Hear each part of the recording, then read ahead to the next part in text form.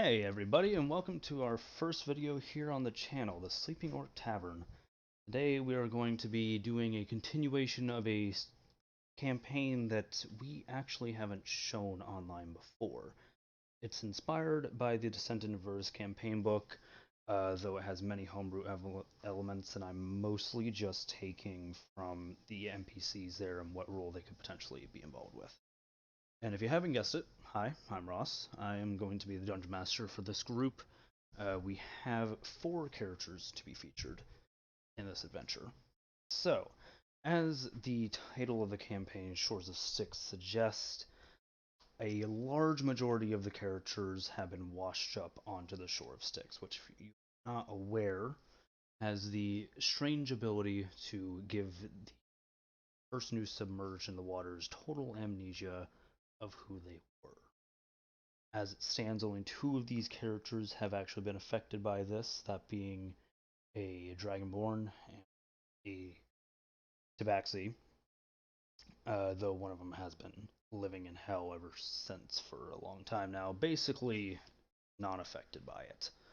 The other 2 are completely new characters that we are going to be implementing in this session. As it stands now, the group is headed to the city of Brass, the capital location of Hell, or at least Avernus, the first layer of Hell, in search of great artifacts that might bring honor to a small little organization of devils that are sat in the outlandish wastes beyond the civilized portions of Hell, known simply as Bazul's community, and as you would guess it, ruled by Bazul. And so they're on their way to the city of Brass. I'm now going to bring it to the players to introduce their characters, and just because I talked them up a little bit, I am going to start Basu. So,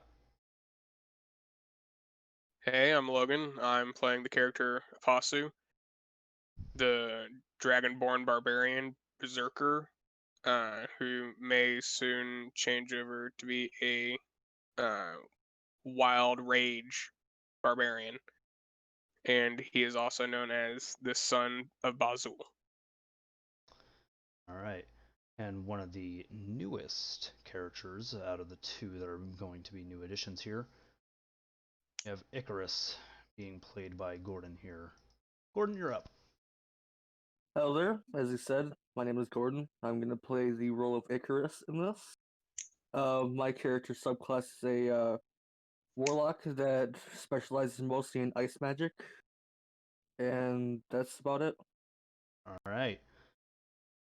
Next up, with the very well resolutioned picture, is going to be our Tabaxi rogue, Aik. And that will be played by none other than Evan. What you got to say, Evan? Hello. As Rouse has said, I'm playing the Tabaxi Rogue Mayik. Um, my subclass is the Assassin subclass. Alright. And then last but not least, it's our other newer character with slightly less resolved image, is going to be played by Liz, the Lion Mode. So what you got to say about him?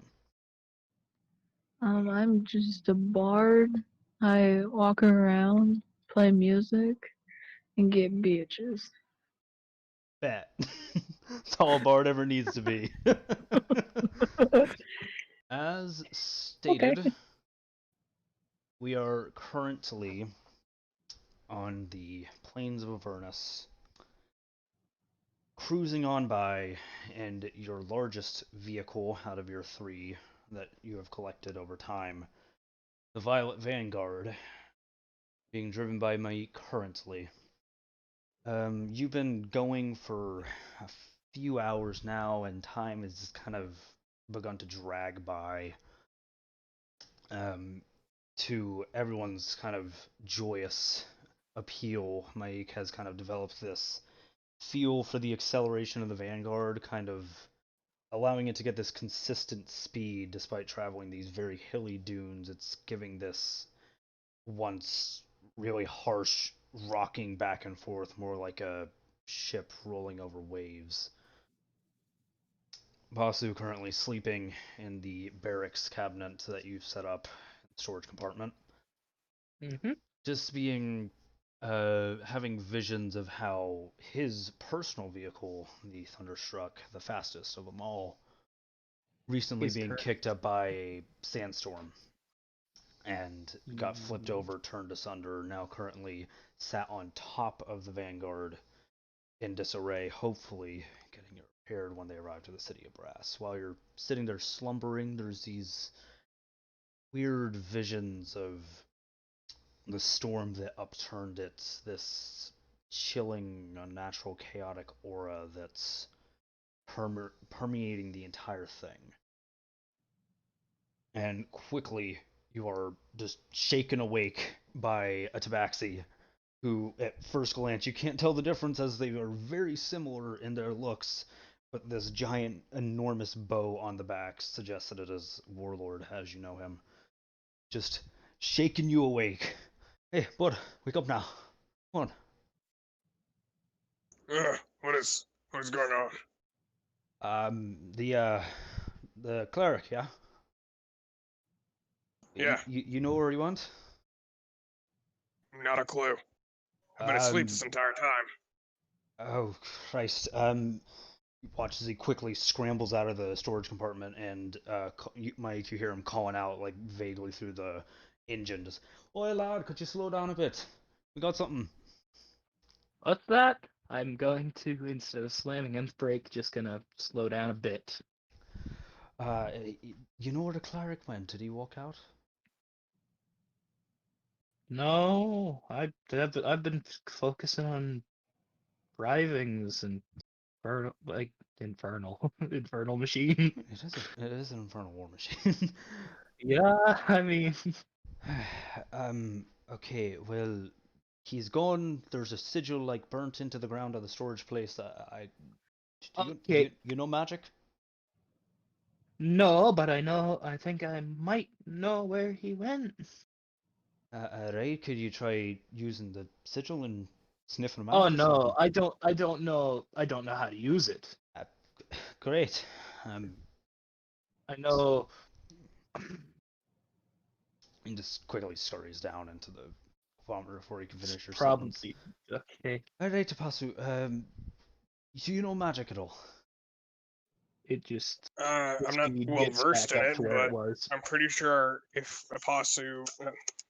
Maik doesn't know where he is and there's a sigil burned into the ground, he's probably been summoned back to his father. He has a father. In retrospect, yes. Huh. Who knew? Someone actually loved him. Anyways, well, Debatably. I'll see what I can figure out then. And you watch as he just starts walking deeper into the storage compartment.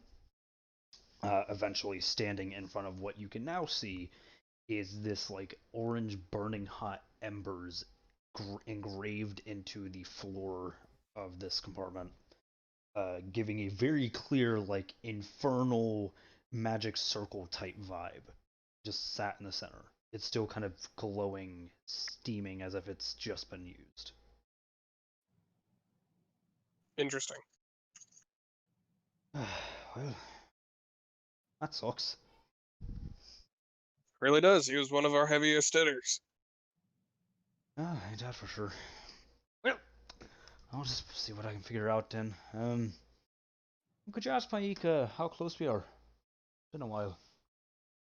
Sure thing. And he's gonna walk up to the command center of the entire operation and pat Maik on the back, saying, "How long until we get to the city of Brass, bud?" Jesus. Okay. I don't exactly know how far we are because the whole, shifting sands thing, but we've been driving along for a good while. Yes, I know. I mean, you have the magic map, right? I'm pretty sure I still do. Checking your bag, you do Ross? still see it. Okay. I am going to remove it from my bag and hold it up to where my can see it. Looking at the map, that's a nice map.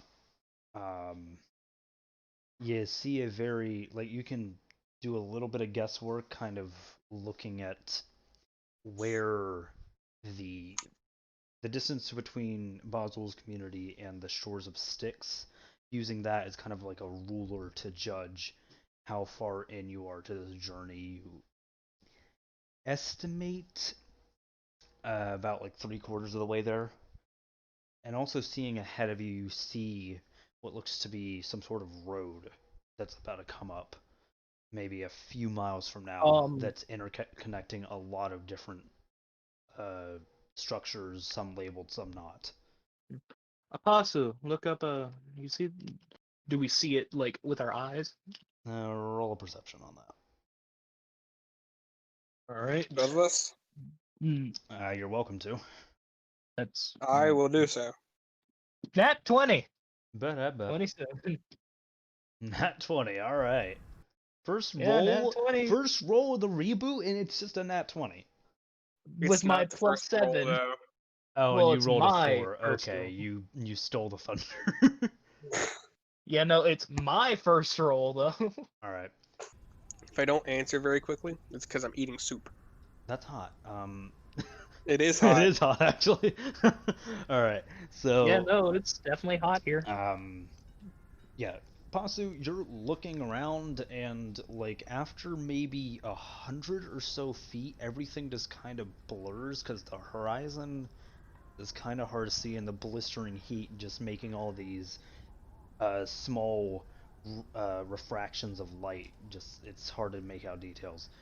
Maik, however, you see through that immediately. Your cat eyes just focus on every detail around you, taking all of it in. And you do notice that in a dune, like very far in the distance, it suddenly just stops for like a good like 100, 200 feet or so. There's just no dunes whatsoever. Interesting. Yeah, no. Way out there. It stops with dunes, but I think that's the road on the map. That's what I'm gonna guess. Well, let's head to it then.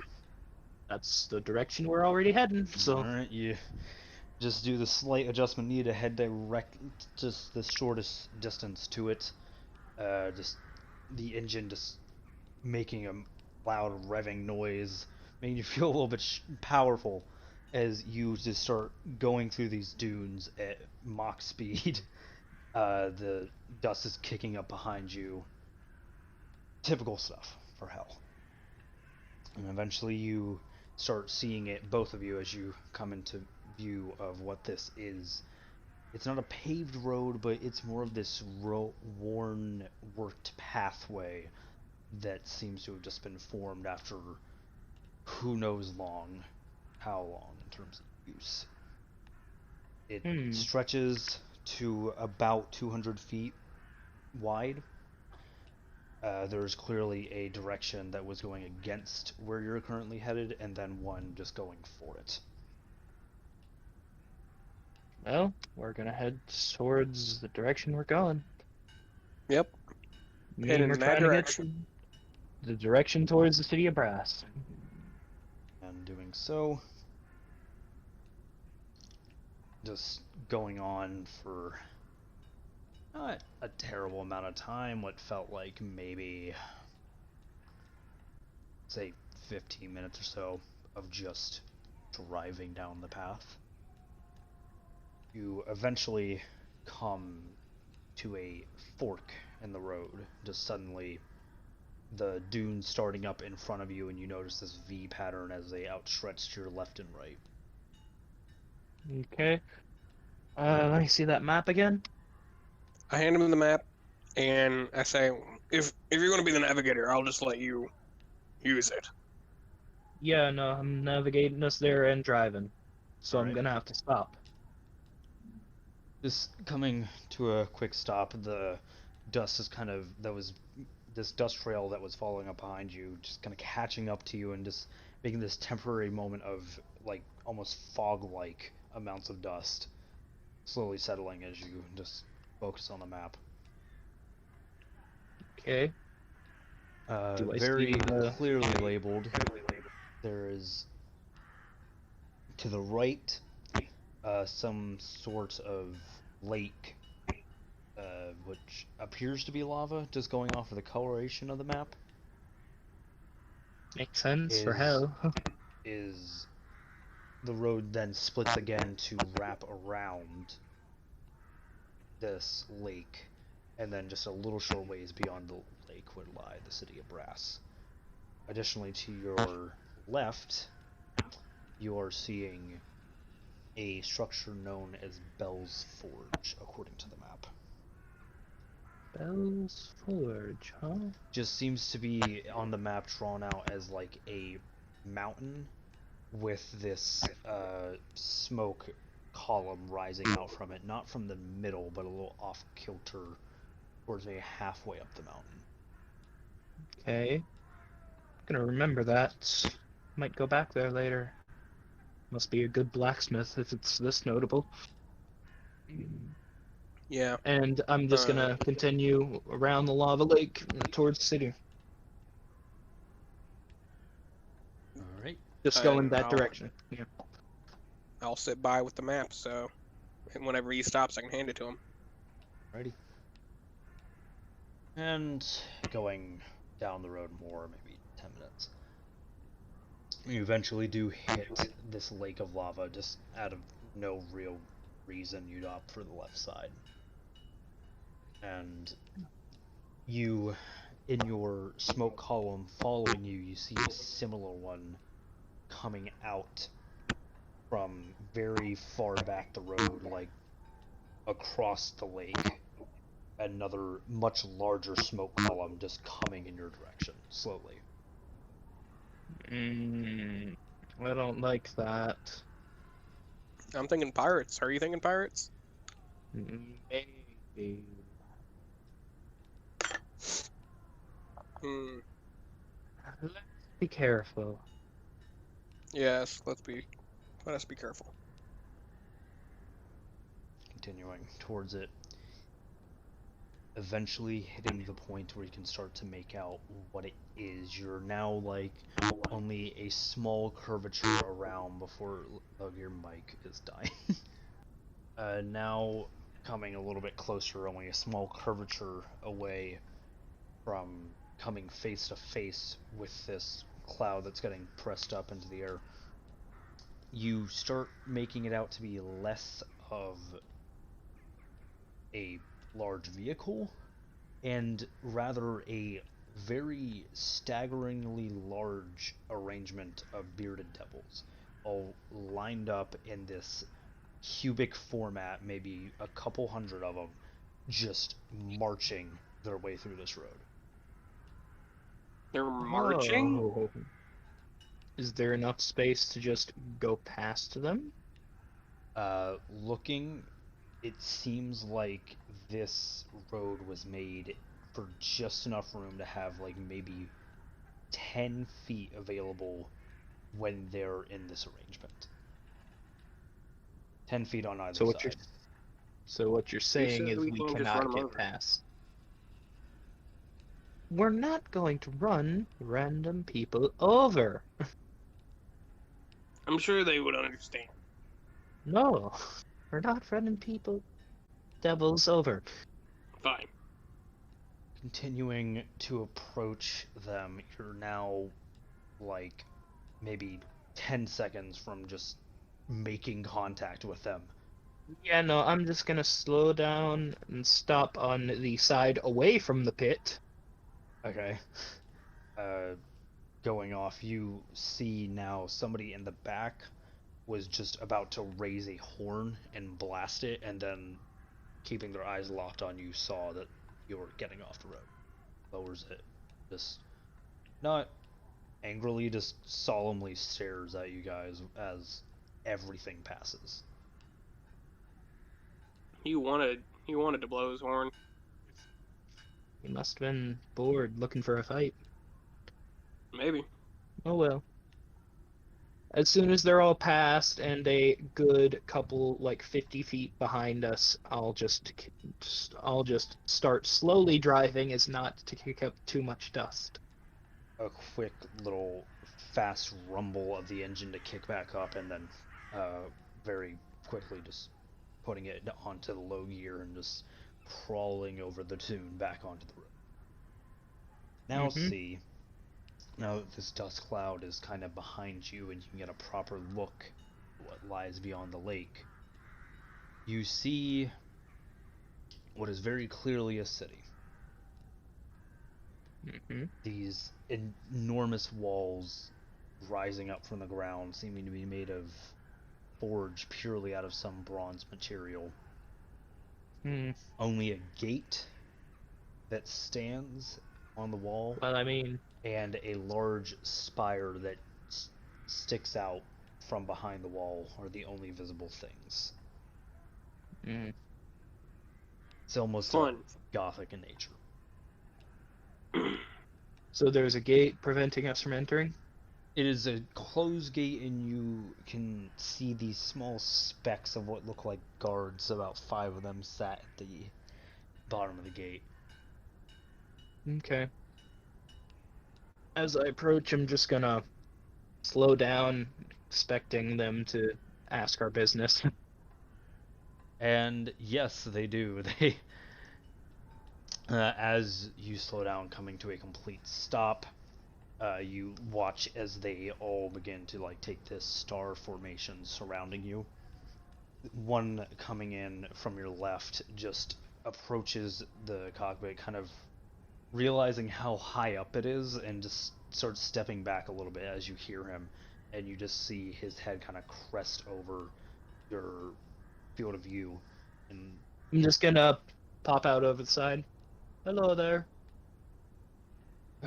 all right, just hold still. We'll do our inspection, and you can be in. Of course. The other 4 begin to start boarding the vehicle, using their spears to kind of get a wedge in and lift themselves up due to the like 20-foot climb you have to perform in order to get onto this vehicle. I'm going to, as Yeah, they're go ahead. trying to climb, Yeah. I'm going to quickly just going to make a stealth check real quick. Go ahead. 21. And I'm going 21. to rush to the hatch. Open it quietly. People are coming. Hide. And then just Warlord just kind rush of back to my seat. busy doing his work with the sigil. You see he's like completely smeared whatever is left of this sigil around on the ground, and he just looks over his shoulder like, oh shite, alright. Just kind of scurries around. You watch him hide behind a bunk and kind of slipping under it.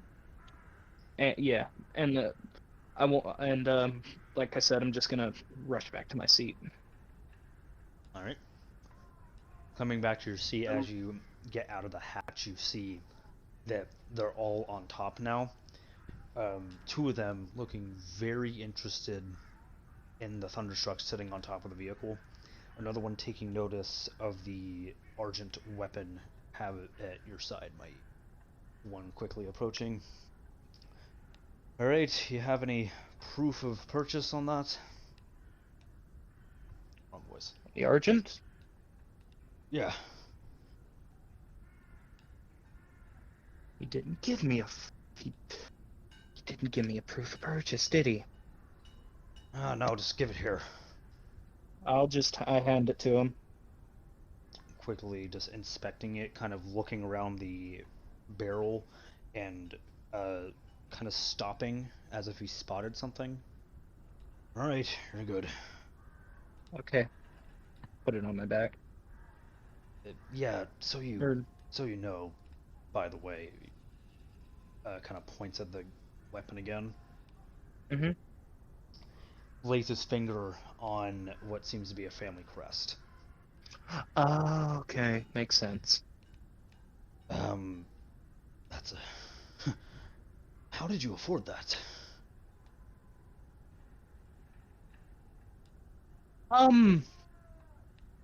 It wasn't so much a Ford as a favor. Huh. Alright then. Well, then he kind of opens up the hatch into the storage compartment and continues his search with another one following suit. The other two who have been looking at the Thunderstruck at this whole time, one breaks off and begins to ask Mike again, since he's clearly the driver. Where'd you get this one? Actually, that's his design. I point to Apasu. Kind of looking around, trying to follow your beside point. it. Apasu's beside it and working on some of the parts that he knows how to fix with his hands. You did make this. Yeah, I made it from scratch. Alright. Kind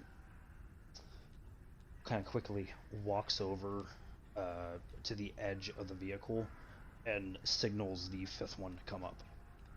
The other two kind of finishing the search in the storage compartment as the fifth comes up, and as the fifth comes up, these two begin to just whisper to each other, and you watch as the fifth kind of like looking at the car, looking at Apasu, eyes going a little big, nodding his head, nodding his head very quickly. I was about to say, I want to. I was about to say, can I do a perception check for what they were talking about? Go ahead. I'm also doing one. All right. 5. I'm oblivious with the tinkering sounds of metal. Yeah. 25. The sound of you. Jeez, man. Yeah. So, Pasu, you're just working with the metals right now. You don't quite realize that they're having a secretive conversation, and by the time you stop, of course, I'm not trying to make it look like I'm listening. Just right. Yeah, you're just using your ears, not your eyes. And as they got up, it's you hear, "Found the car." Oh. And do you know who made it? The half-blood over there. Oh, get Bell? Get Bell. Alright. Hops down. okay. I'm just going to ponder that to myself. Continue to ponder that. Apasu, being oblivious, he puts the tire back onto the vehicle the best that he can. You do just fine. You know your cars. He And standing up, the guard who has just been kind of observing you this whole time. You really know how to use that thing, huh? Yep. It's been my child ever since I got here. You know, got a pretty good mechanic in if you want to some better repairs if you're not feeling up to fixing all that. Oh, I can fix all of it myself, but I don't have the tools or the pay to actually be able to do it on my own. And Maggie can do that too. She does it for sale. Well, if we get in, I'll make sure to visit them. No, trust me, you're getting in. You're really the one who made that is. I am the one that made it, so... You'll be just fine. Well, it's gonna be like 5 minutes. Just stick around, I guess. They all begin to take their leave off the vehicle and sit down. Just kind of, some of them a little daunted that they actually found this vehicle. Others being like, this is the daily routine. And just kind of talking amongst themselves in just a camaraderie sort of way down at the gate, leaving you guys alone. I'm going to quickly look down the hatch. You good there? Just see the head poke out from underneath the bunk. Yeah, I'm good, lad. Seriously not check under there? Hey, I'm a black cat, what do you expect? No, I'm saying that as in, like, jeez, they really are blind. Yeah, I've noticed that. Just don't tell him that. Of course not. Okay. Just stay there till we get in the Aye. gate. Just continues to slink under the table and the bed. Mm-hmm. Just hear him like roll his shoulders, kind of popping him up a bit and just relaxing.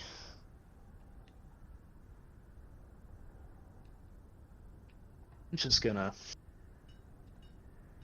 I actually want to pull a Pasu over and talk to him. Yeah, you do something. I was Hey. going to actually try and talk to one of the other guards to see. Also, I need to talk to you. you real quick first. All right. About. I overheard them talking. Okay. They're talking about your vehicle. Apparently it's special, and they want to contact someone named Bell. You saw on the map? That other path led to Bell's Forge. Mm-hmm. I'm going to guess you know of this person? Why am I knew talking them, I like would this? not be nearly as shocked as I am. You can roll a history And I on am that. very shocked. What? You can roll a history on that one. It's a name you've... It's tinging familiarity, but you're not quite sure. Okay. Well, I'll roll a history check. Watch me fail again. Yeah. 9. We need those ACIs. 9, you recall this ASI. character being recounted in a few of your stepfather Bazul's stories. It's the best you can recollect at the moment. Okay.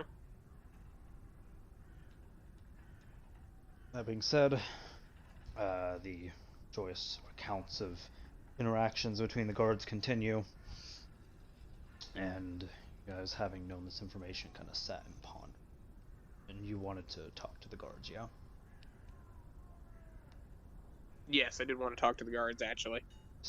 Using your raw athletics, just jumping off the vehicle and Make- landing squarely. Make sure you don't tell him that I know. Okay. Yeah, halfway through the sentence, he's already off the car.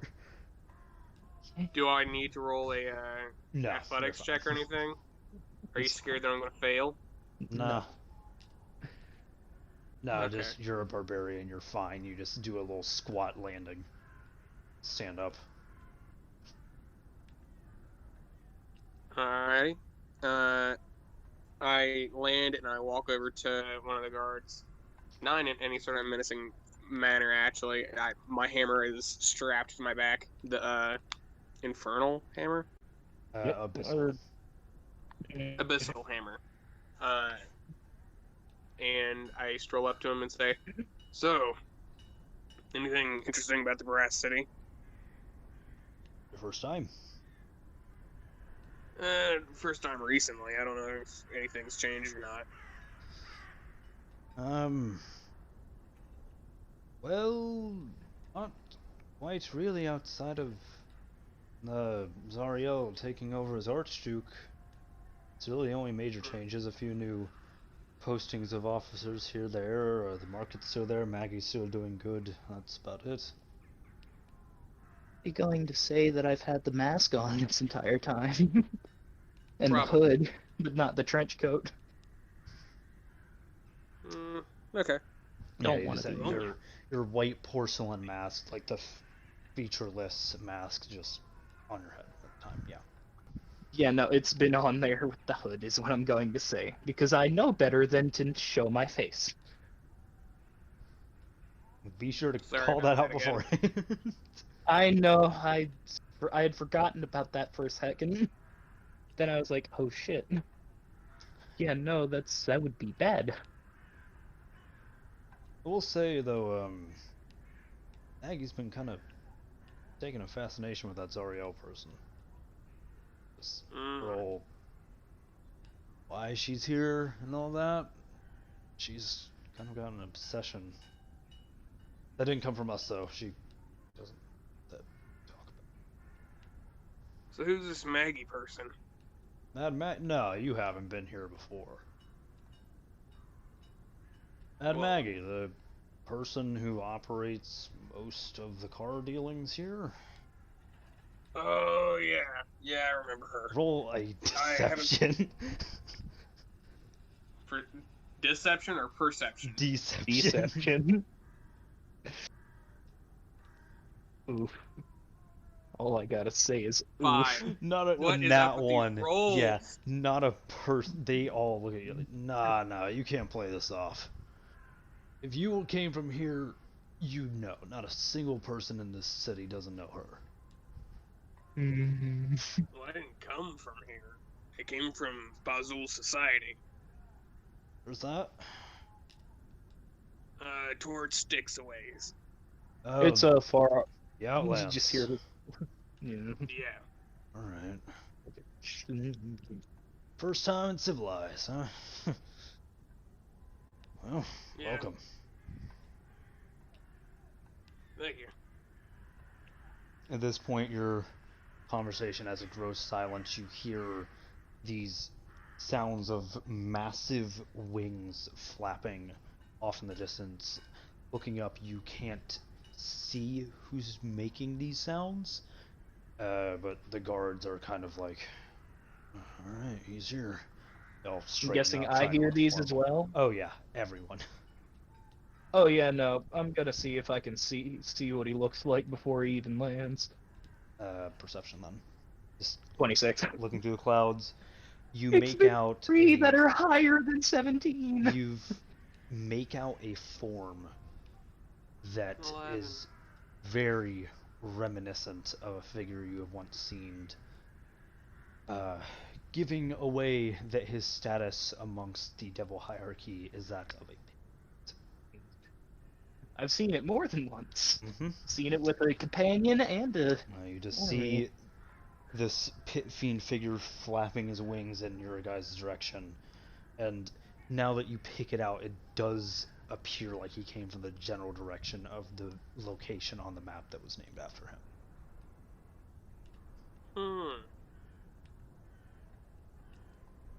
And What? Apostle, you just see him just cutting through the clouds suddenly as he makes this decline to the earth, and quickly breaking the velocity with a single swoosh of his wings, kicking up dust everywhere, and then planting his feet onto the ground.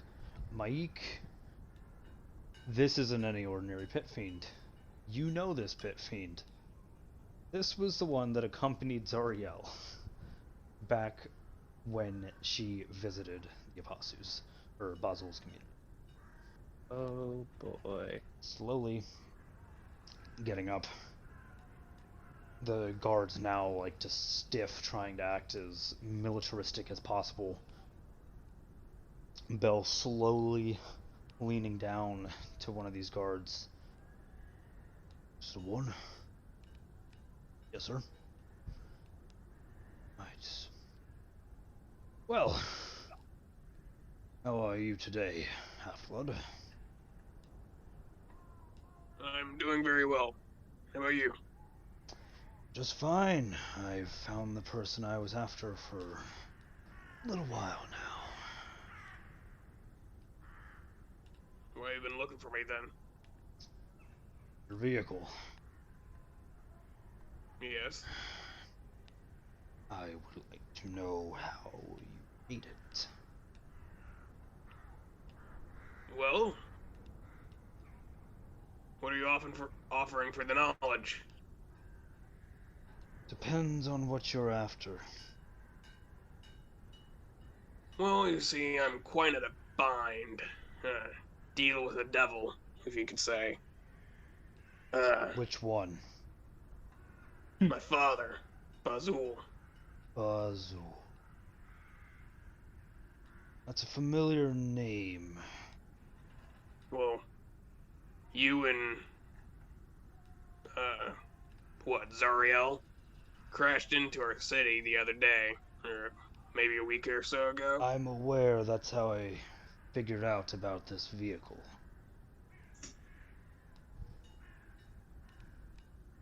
Well, first off, it's a two-part agreement. If you can get me a very, prestigious magic item, I'll be able to help you make said thing, and if you tell me why you want to know my sacred knowledge, I'll be determined to give you the blueprints of said vehicle. My reasoning is no secret. I wish to merely expand the technologies of Zariel's army, of which I serve. She would be very grateful that I gain this knowledge, possibly a few upgrades to her fortress, a few motor vehicles on the side, just a simple upgrade, what I'm looking for. As far as this prestigious magic item, of what level are we speaking? Well, what level do you think a life is worth? A life? Something fairly uncommon. Well, I specifically need I need a magic item that will sway my father into lifting my banishment. I'm not sure the conditions on that one. What did he use? Any particular wording that I can go off of? I'm standing on the side with the trench coat on now. Yeah, you're like Artifact. Artifact. an artifact level. And I just back away. Yeah. The Yes. eyes quickly shifting over to you and realizing there's another person here. As he gains your attention, you just get this instinct to hide after you speak, slinking down. No, that's what I was doing anyway. I was just backing away after I said artifact. See, I don't know if I could outright give you one. I can point you in the direction. Well, that's the thing. Gotta For me to make a way to convert Zariel's ship into moving as fast as my very lightweight, considering its materials, vehicle, then it's going to be quite costly. And, well, I already have a store that I have. I just need a bit of cash and being able to get back into my shop, and I'll be able to install the upgrades myself and even be able to maybe even give you guys the blueprints for it. 5,000 coin in the blueprints, as well as tips on the artifacts. I'll say that's a fair trade. Very well. And watch as he snaps up and summons with burning flame a scroll and a quill. Seeing this quill is gilded in its edges, sort of similar to the one that you've seen before with Asmodeus, though it definitely looks duller by comparison. And rolling out onto the scroll, just written in Infernal. There's no catches. It's just a few stanzas of like, here's what I'm giving, here's what you're giving, and this is what happens if we don't meet those things, which is basically you lose your rank as devil back down to imp, things that neither of you would want to happen. Aren't I a bone devil now? You are a chain devil at the moment. Oh, chain devil, yeah. Yeah, chain devil. 1 second. Okay. I take my own pen and sign it in my blood, obviously, and put away my quill. Watch as he kind of nods his head in a tad bit of confusion as you didn't take his. Just spins it around on his fingers and eventually just summons away. The text lights up, and as the fashion it always does, you feel this power binding you both as it rolls up, and in a flash of flame it's gone.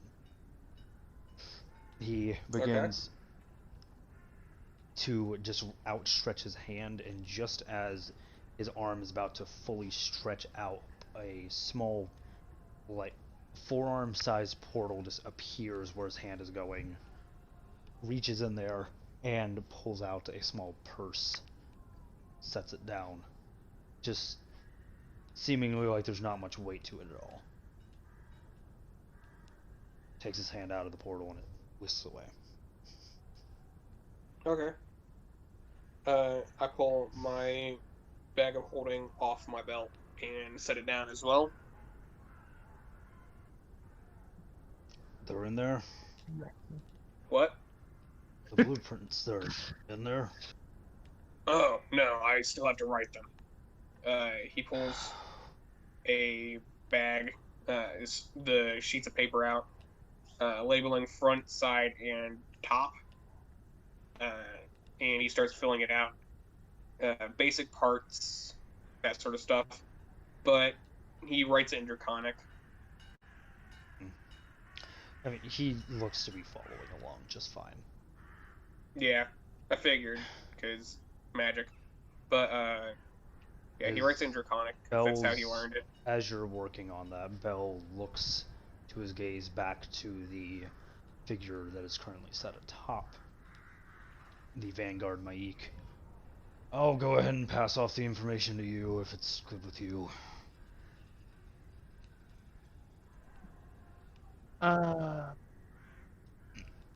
If you so wish. Come on down. I just gracefully land down. I'll use an acrobatics. Yeah, you just, like, not even making a sound, a small little of dust, and landing to the ground and slowly watching. Oh, okay.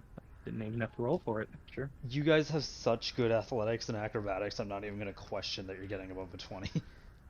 Sure.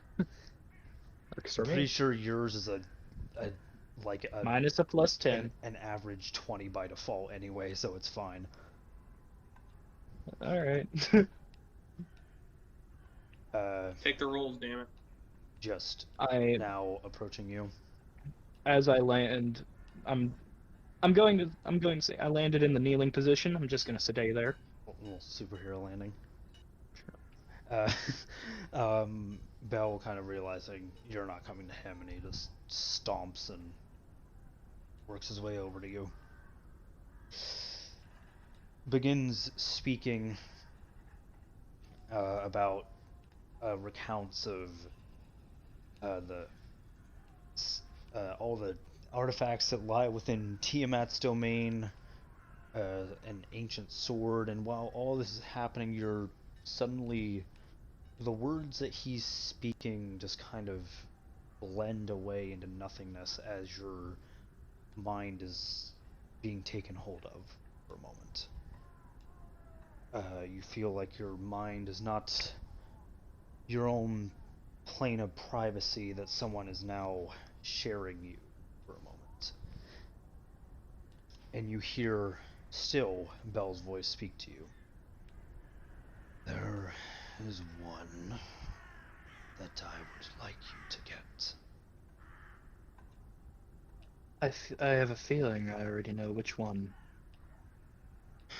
Are you familiar with how Zariel became the Archduke? I believe I have been told the story. I'm going to let you in on a thing. I was already planning to get it and give it to Zariel. Yes, because you're the one who served Lathander briefly. I wish not to have that remembered, as I wish not anymore. Safe with me as long as it opposes that Wedge. It's Very fine well. with me. Now, you'll write the locations on your map. The one that shall not be named is where you need to go. I'm going to assume I still have the map. Yeah. I'm guessing I'm gonna open it up. Opening it up, and you watch as Bell reaches down and just joyously takes it from you. You notice that you can't hear the words from his mouth, but he's like smiling, looks so warm and happy, just seeming to really love life, and he begins marking stuff down. Folds it up and hands it to you. I take it. And then the presence is gone, and the words he's currently saying just flood back to you. And I would hate if that one were to be revealed, so unfortunately my Lady Zariel has forbid me from revealing that one. Very well. Don't hunt her after that one now, I might have to kill you. As you command. Now then, Half-Blood, are you done? He has about 5 sheets of paper stacked on each other. He rolls it up and puts a piece of string around it. Yep, this should be about it. Though it doesn't have a very important part. And what is because that? It doesn't.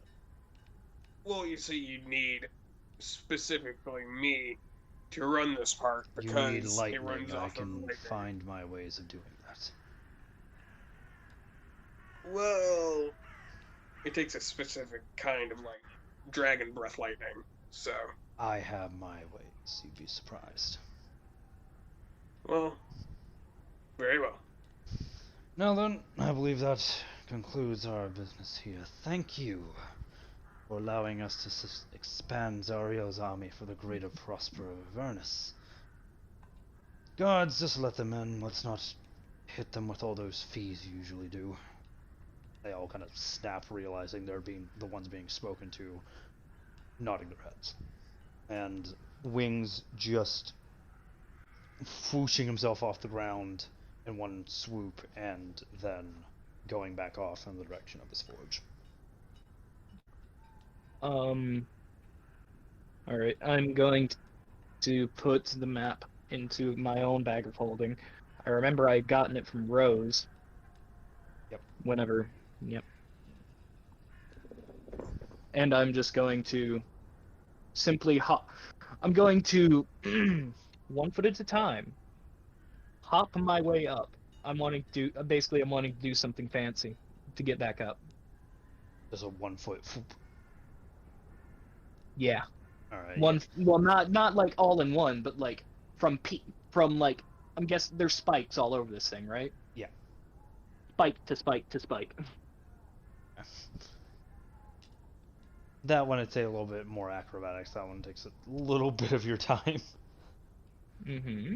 Let me get the roll. Acrobatics. 20. Excellent, and yeah, you just boop, boop, boop, onto the top. Also, you're doing what at the moment? I'm gonna currently count up the coin that I get. You open up that bag, and there is so much coin that you'd rather not count. Alrighty. As the I'm deal going was to- 5,000, and that number dawns upon you, and counting is hard. Counting is hard. He takes the 5,000 coin, hooks it to his bag, other bag, and hooks both bags to his belt.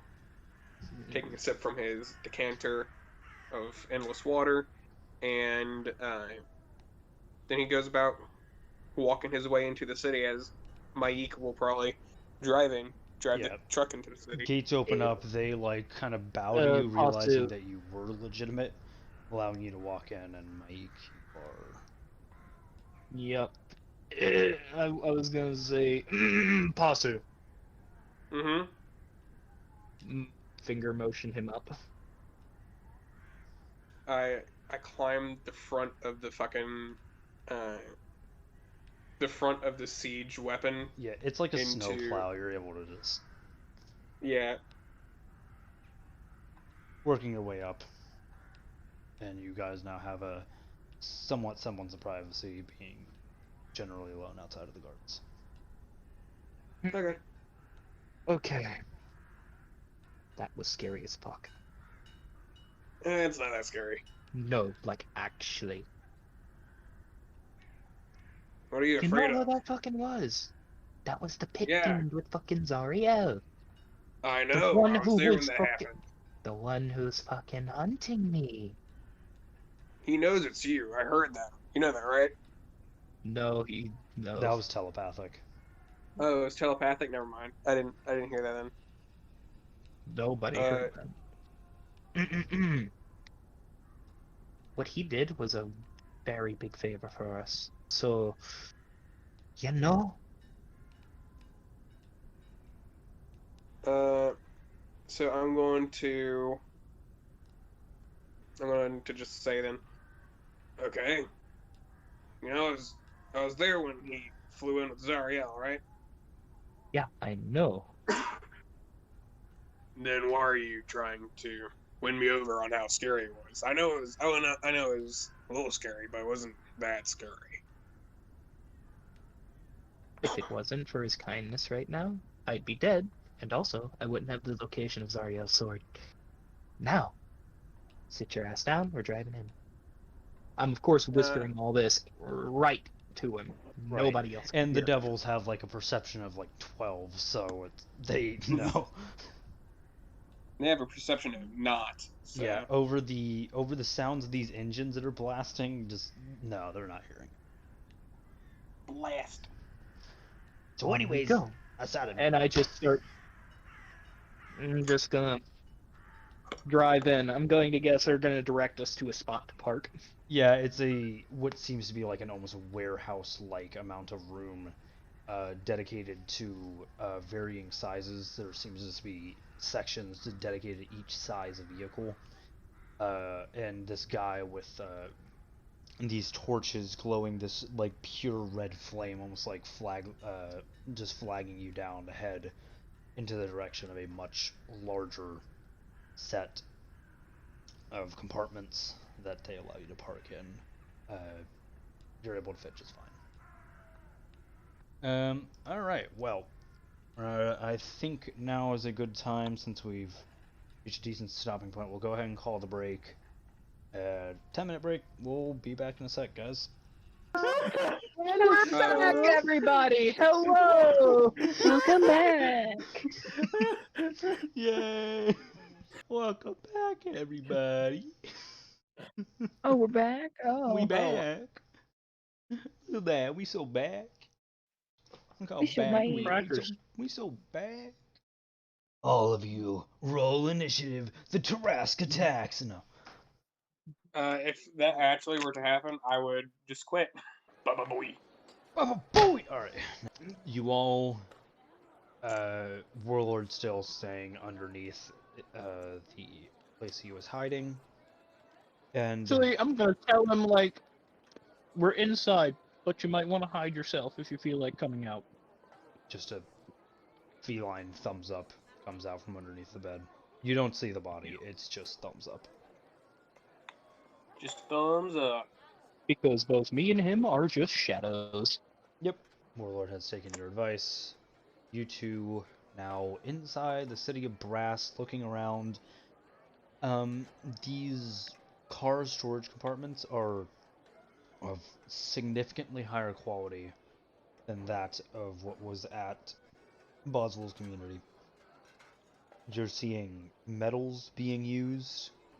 The floors, while still dirtied from all the sand being kicked up and pushed in through the gates as vehicles are coming in and out, are very well kept comparatively, and also metal.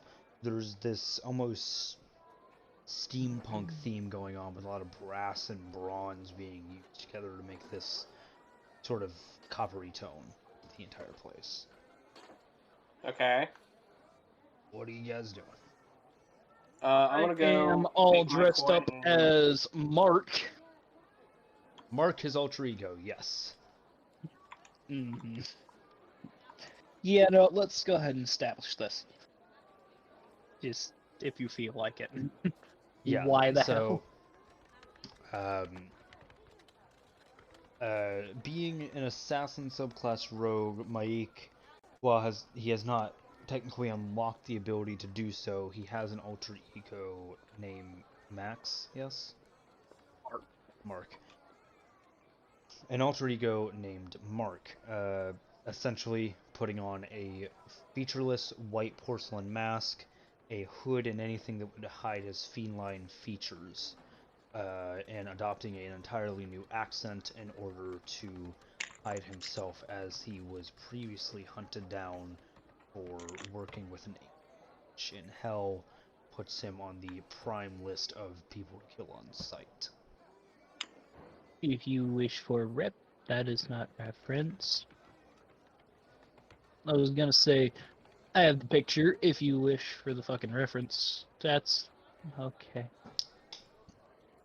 Yeah, one sec, I'll have to pull it up. Let's go ahead and... Actually, no, pull it from this. Yeah, no, you could just pull it up straight from my character sheet. There you go. It's the mask in question, It is a mask. as well as this like big black trench coat that I got. that you stole from me. Pasta's gonna go try and find Mad Maggie to get her to fix my thing. I am going to just slide into an alley and disappear. Alright, is there anywhere you're disappearing to specifically? Just gonna go into an alley, stay out of sight, and see if I can see any good targets. Alright, go ahead and as you slink into the Wow! shadow. What'd you get? 1. Yeah, you like Finally. slink I into stumble. the back and you just quickly stumble over like a pebble that's just jutted out. Must have been some debris of something caught in between a tire or something. Just stumble backwards, everyone kind of looks at you. Just goes about their business. Ow. Slight chuckle from someone. I just continue along. Bazul! Yes.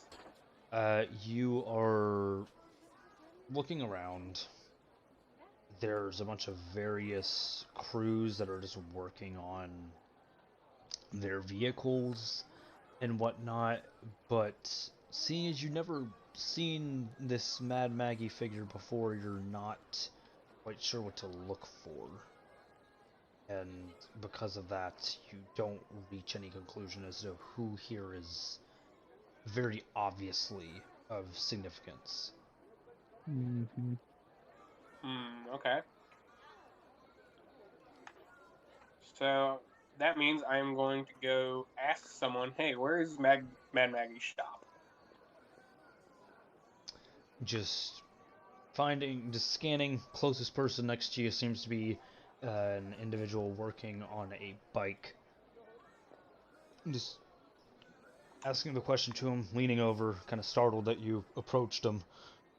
Oh, yeah, just across from this lane, and just a few more down.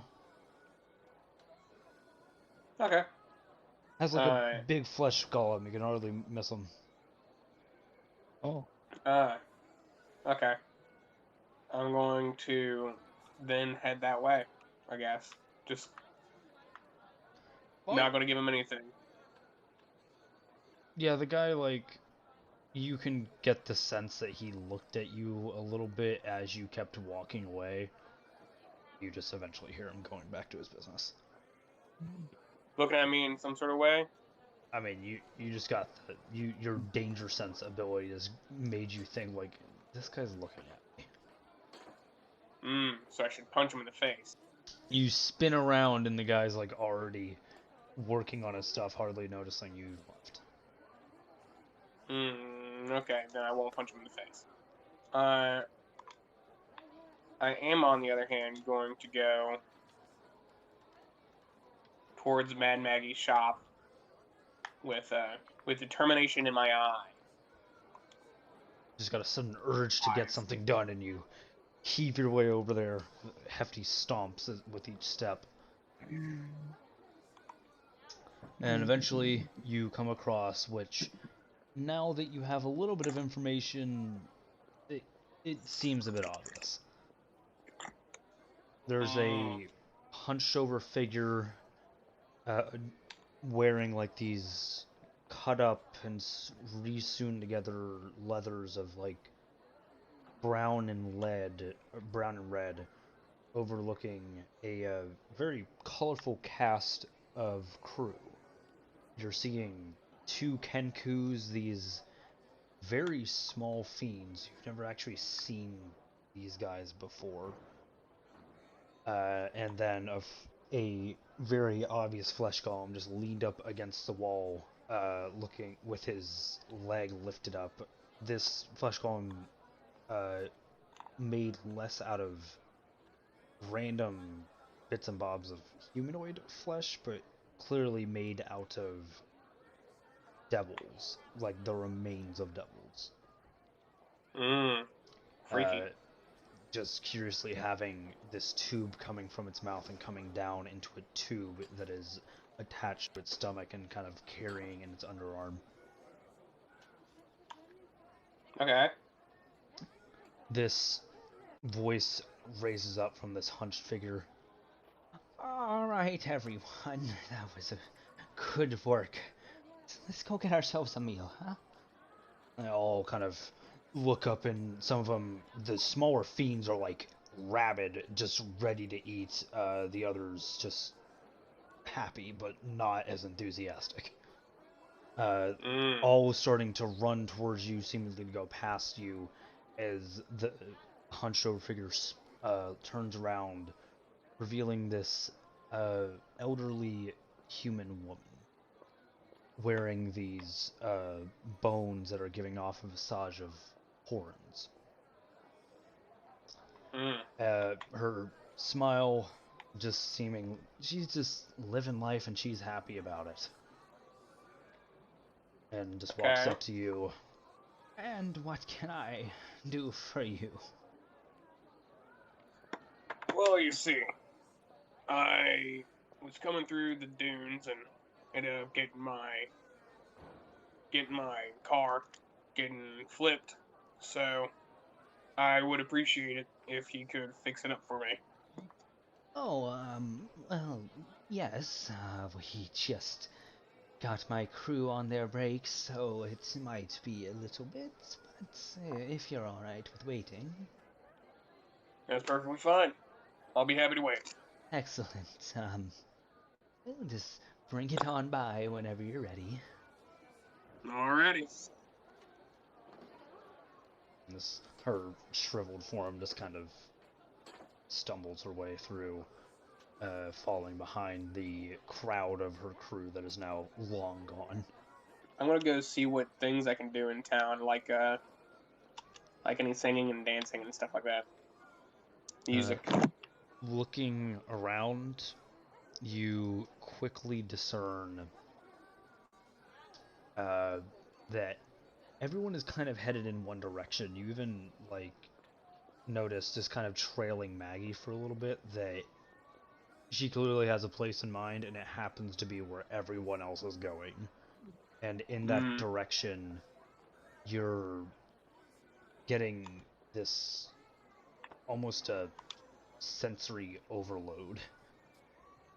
What is clearly a marketplace, there's these sweet, earthy aromas of smoke just going through your senses. There's a odor of coal, heated iron, and body odor of a smith at work. All sorts of creatures engaging in conversation, and mostly infernal sorts of political drama regarding that 9th Archduke and how they have the best steals in all of Avernus. Just Okay. a few interesting figures sticking out. There's just there's a very strongly built half-orc carrying this large basket of boxes. The boxes themselves being like about the size of a little long box. Following behind this human skeleton that's hovering off the ground in these tattered robes that look to be extremely old. You've never quite seen that one before, and it's very interesting to see it for the first time. You see a few Dragonborns wearing this purple metallic armor, and the Dragonborns themselves being all sorts of various colors.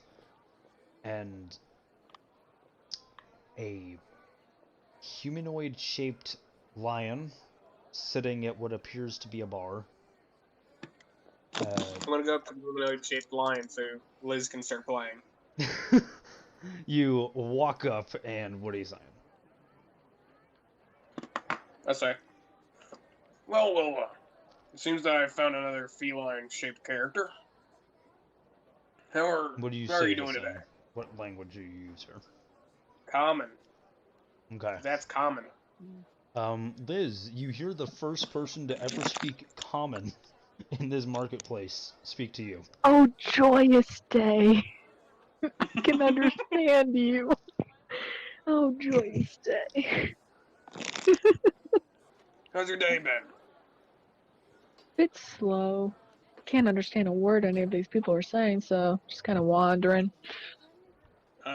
Well, seeing that you don't understand what other people are saying here, why don't I offer you a spot in my crew? I could always Alright. use... Say no more. I could always use someone that can intimidate someone. I mean, I can play music. Even better, we don't have a bard, so... I can make alcohol. Alright, you already won me over. You're already better than most of my crew. That's the only two things that we're missing. Bard music, and bard booze. Alcohol. Alcohol. Oh yeah. With that, the person at the bar, just kind of looking at you two, appears to be a bone devil, just not clearly knowing what you guys are saying. Clearly you're having fun, though. Goes ahead and takes out one of those long boxes that you saw being carried by the half-orc, opens it up to reveal a thin wooden stick, an incense, lighting it up and just kind of placing it down as the previous one had burnt out. And you get this whiff of that earthy aroma of smoke that you smelled before. Now looking about, you can see just about every single shop has their own variation of one of those things. Posse's going to go look for an armor smith. I'm just gonna follow Possu because I don't know what anyone is saying to me. Yeah, you've just been walking around this He's whole my time. translator. You Yeah. thought you'd find adventure, and you just find people hissing and snarling at you, and you have no clue why.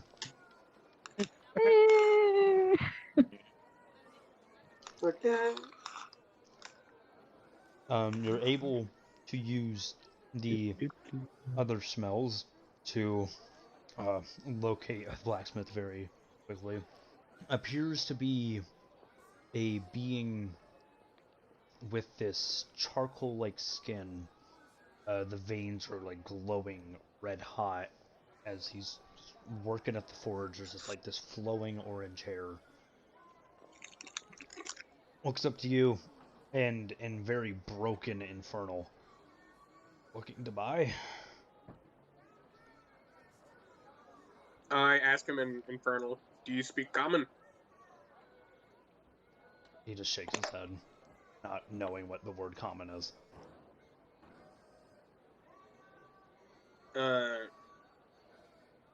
I will speak to him, saying, yes, I'd like to buy some armor for me and my friend here. How strong? I made a friend. Strong like medium armor strong. Medium strong. Okay. Medium strong. And goes into the back of this little caravan setup he has and brings out a rack, just hefting it, but it seems like he's doing just fine.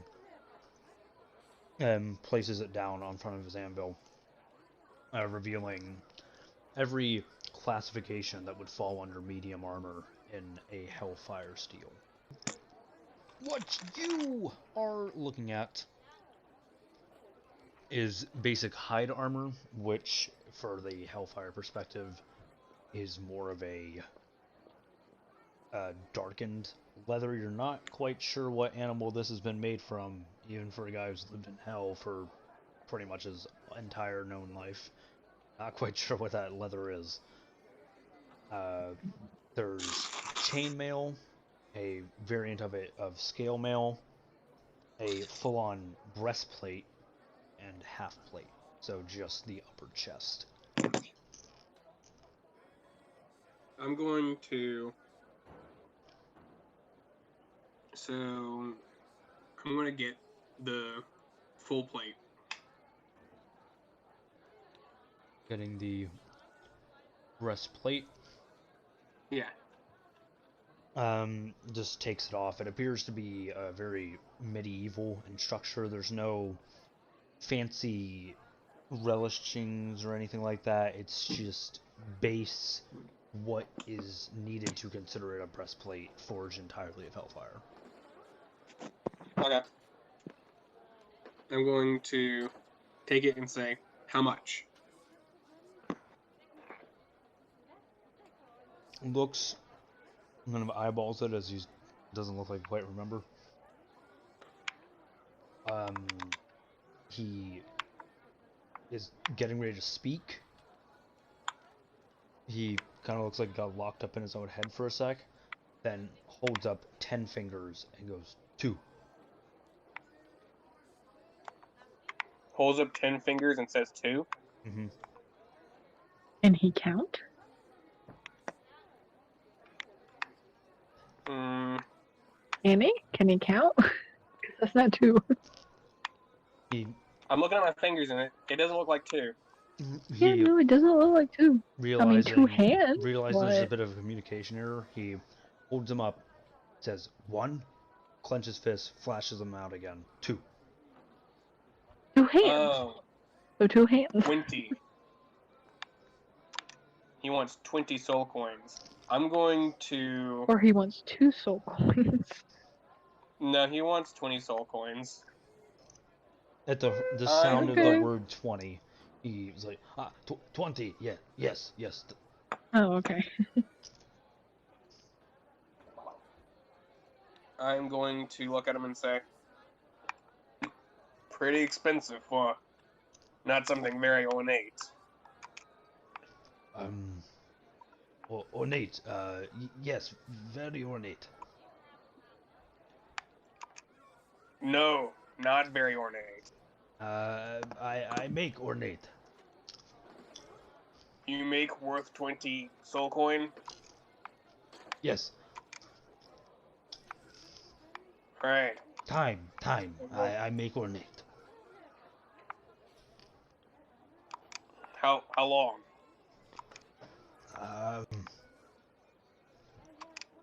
Does a little bit of head mouth. 3. 3 minutes, hours, years? Days? Like, you watch as he has to take out a book, scribbled in Does he not speak? some language that you've never seen before. What language is just it? starts flipping through the pages real quick. Runs his finger down the page. Hour. 3 hour. 3 hour? Alright. I can wait that long.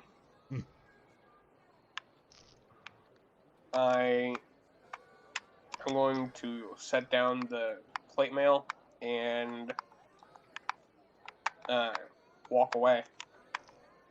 Set it down, he picks it up and puts it back on the rack. But begins analyzing it, seeing what the hell her name means. Oh no. Oh no. He's gonna make it have bubbles. Probably. Boop. Bippity boop. I can hear Evan dying in the background. Can't give the armor boobies. That'd be funny. That would be funny. Mike is fine. Mike is good. Is he though? No, Mike is not okay in head. Mike is fine, Yeah. that is good. Mike is not okay in head. Cause he did nothing Alright. wrong. That's literally. I'm gonna my- look for. I'm It's gonna go literally look my for status. Bird Boy. Oh hi. I mean, Yeah. actually, I was thinking maybe we You could can go look for introduce Bird him Boy. as. I'll Yeah, go I know. with I you. was thinking maybe we could introduce him as I'm scouting out for someone to steal. Sure. Moni Apostle, make conversation. I'm gonna fill up my water. Okay. So, what is your name like? I am Mooney. I am Mooney. You a Moni? I am Mooney. You're just slinking through alleyways at the moment, trying to stake out targets. Eventually you're hit with the same sounds. Sounds and smells and everything that accompanies this marketplace. As a logical thief, this is where all the money would be. So you take a few steps over there, see what you can find. End up finding yourself into an alleyway that leads out into this very crowded place. Something that would be good for a sort of drive-by theft. Doing it stealthily would be somewhat difficult with all the eyes.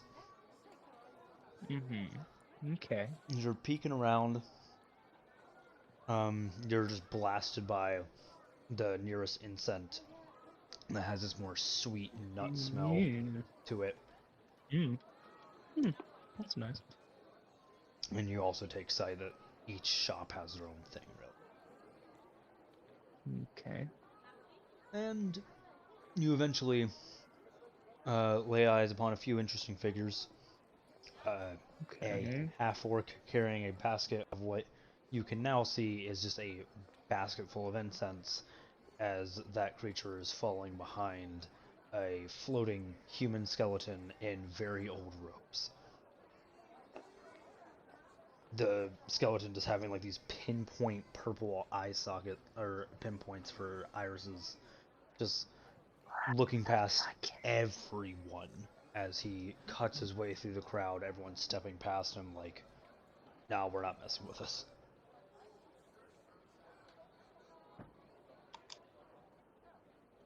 Okay, then. As your gaze Okay then. stays steady to that sight, you see another figure of interest. Two of them, actually. You see what appears to be a being of pure air just swirling around. In fact, that's the only way you're actually able to see him, is just the gusts of winds just kind of picking up dust and making this light visage of what appears to be vaguely human. Or at least humanoid. What the fuck? And you see this creature having a somewhat exhausted conversation to what appears to be a humanoid bird, a blue bird, has wings, and this is just an interesting sight. You're listening to them having this conversation in this really this language of just like constant exhales and just utilizing wind, really, having no real clue what they're saying. Icarus, you're up. Describe yourself. What are you doing? Well, you know what you're doing. What do you look like?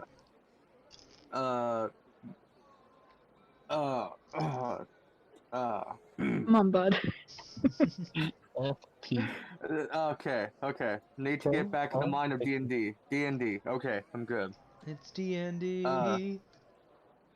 D&D Beyond.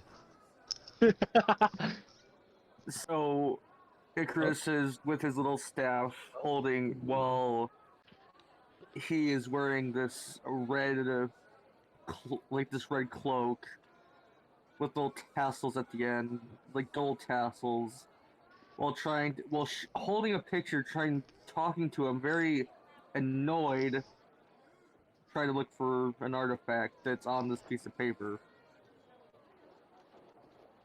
And this air elemental is just speaking to you. I have never seen this before.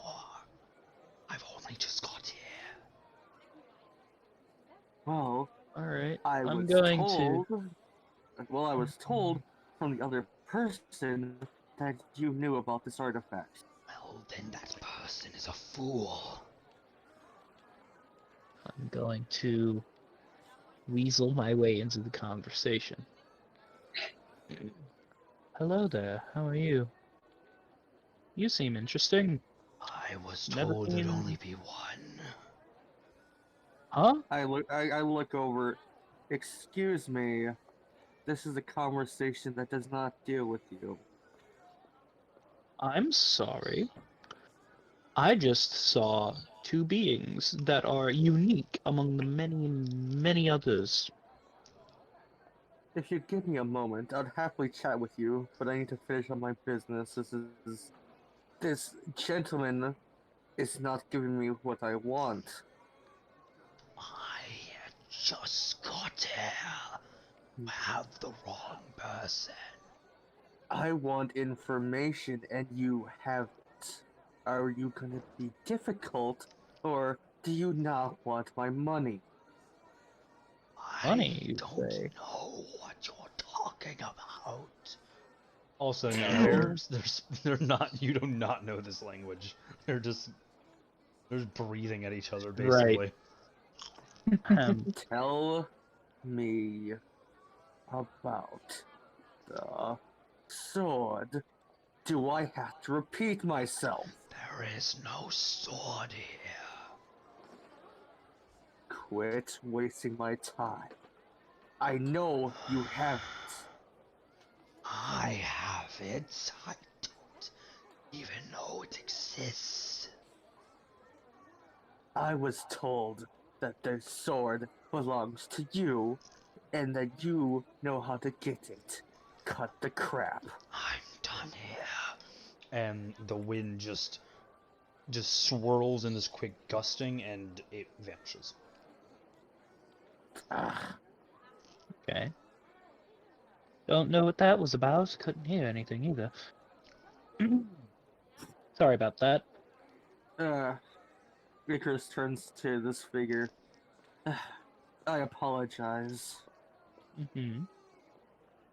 Trying to get information here is like trying to escape out of a prison.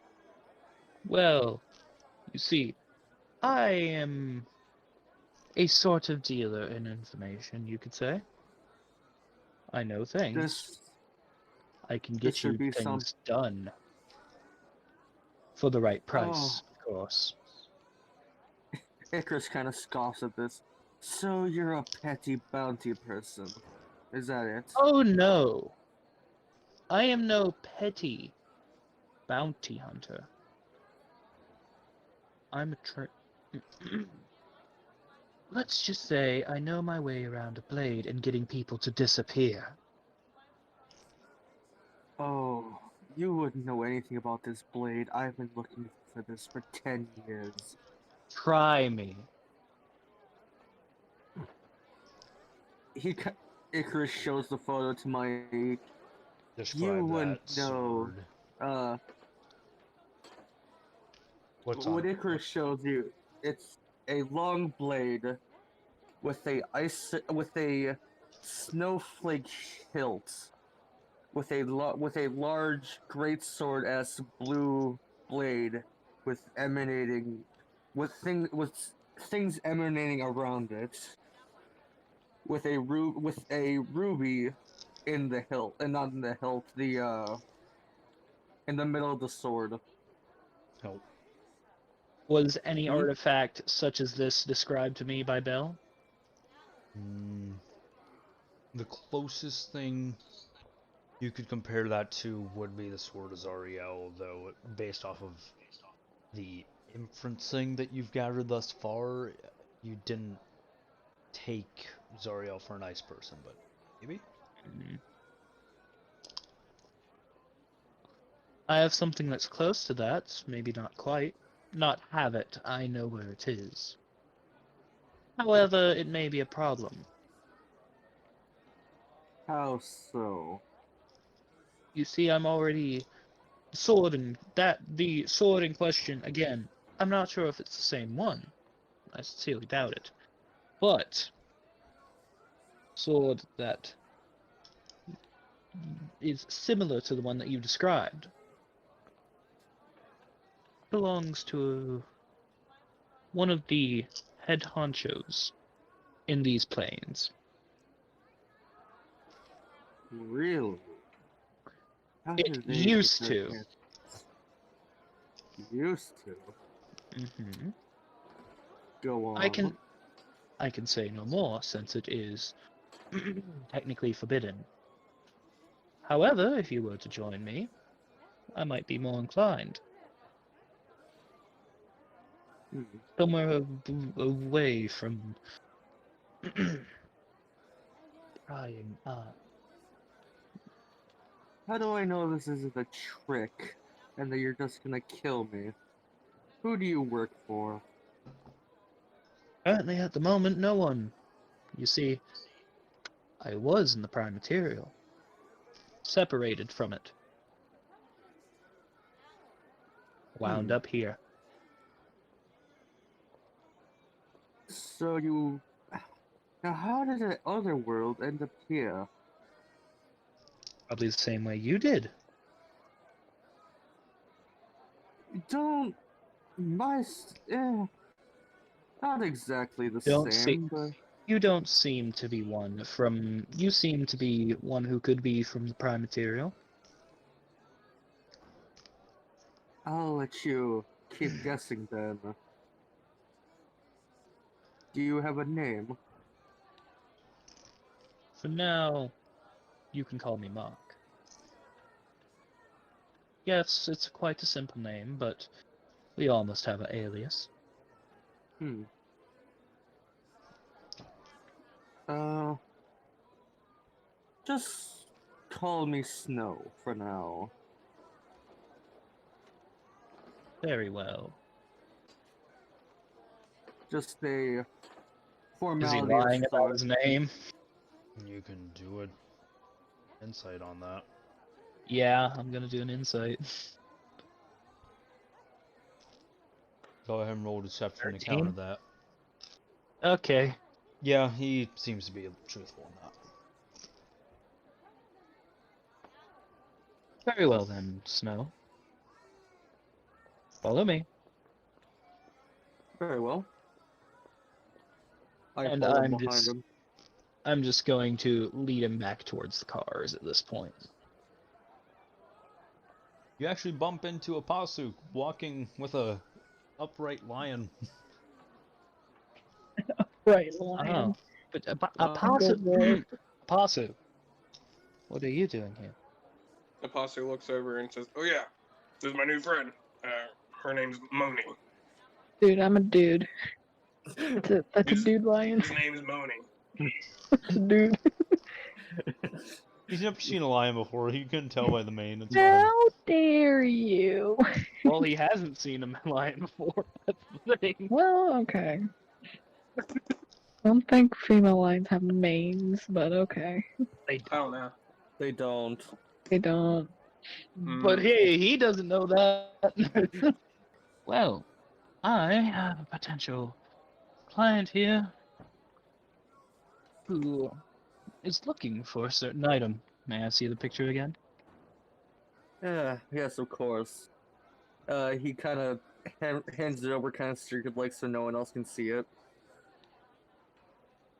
Mm. Going to do the same sort of underhanded pass to Apasu so he can see it. I'm making fun. Now is this another one of your business colleagues? Not a business colleague, I'm afraid. They're all still in the prime material. For now. Well, all but one. This man here I met when I was pulled ashore.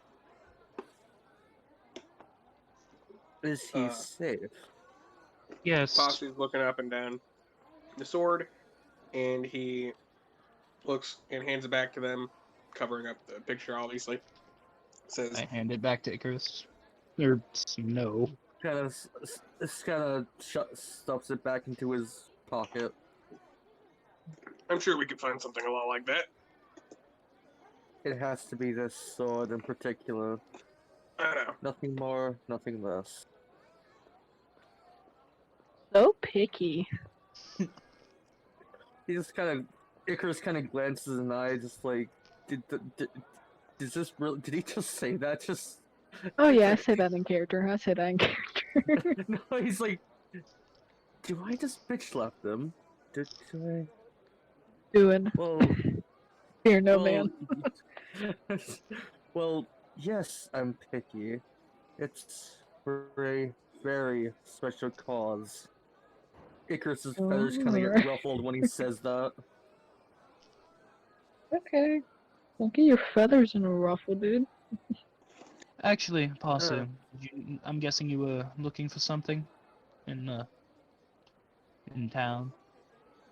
Oh, yeah, I got armor on the way, so. How long until it's done? He said a few hours. 3 hours. Very well. We shall discuss in the car while these 3 hours go up. Alrighty. Follow. Very well. And I'm just going to lead the group. Monet.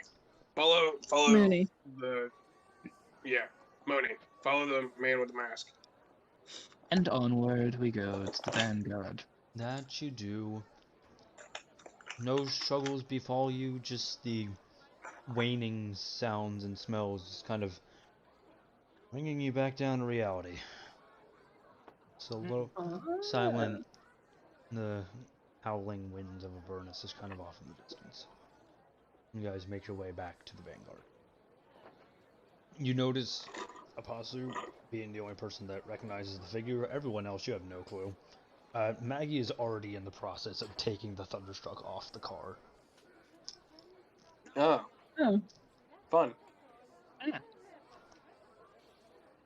Just watching as the flesh golem in her servitude is like struggling a lot. Like a lot more than something of his stature should be struggling with trying to get this thing off. Apasu? I'd run over and help. You help heft on the other side and just barely getting it down safely before you watch the flesh golem bend down to his one knee and just kind of shrieks out a little bit, trying to keep it in. And just sitting there clenching like the bottom of the ankle that he just fell down upon. I look over at them. Are you alright?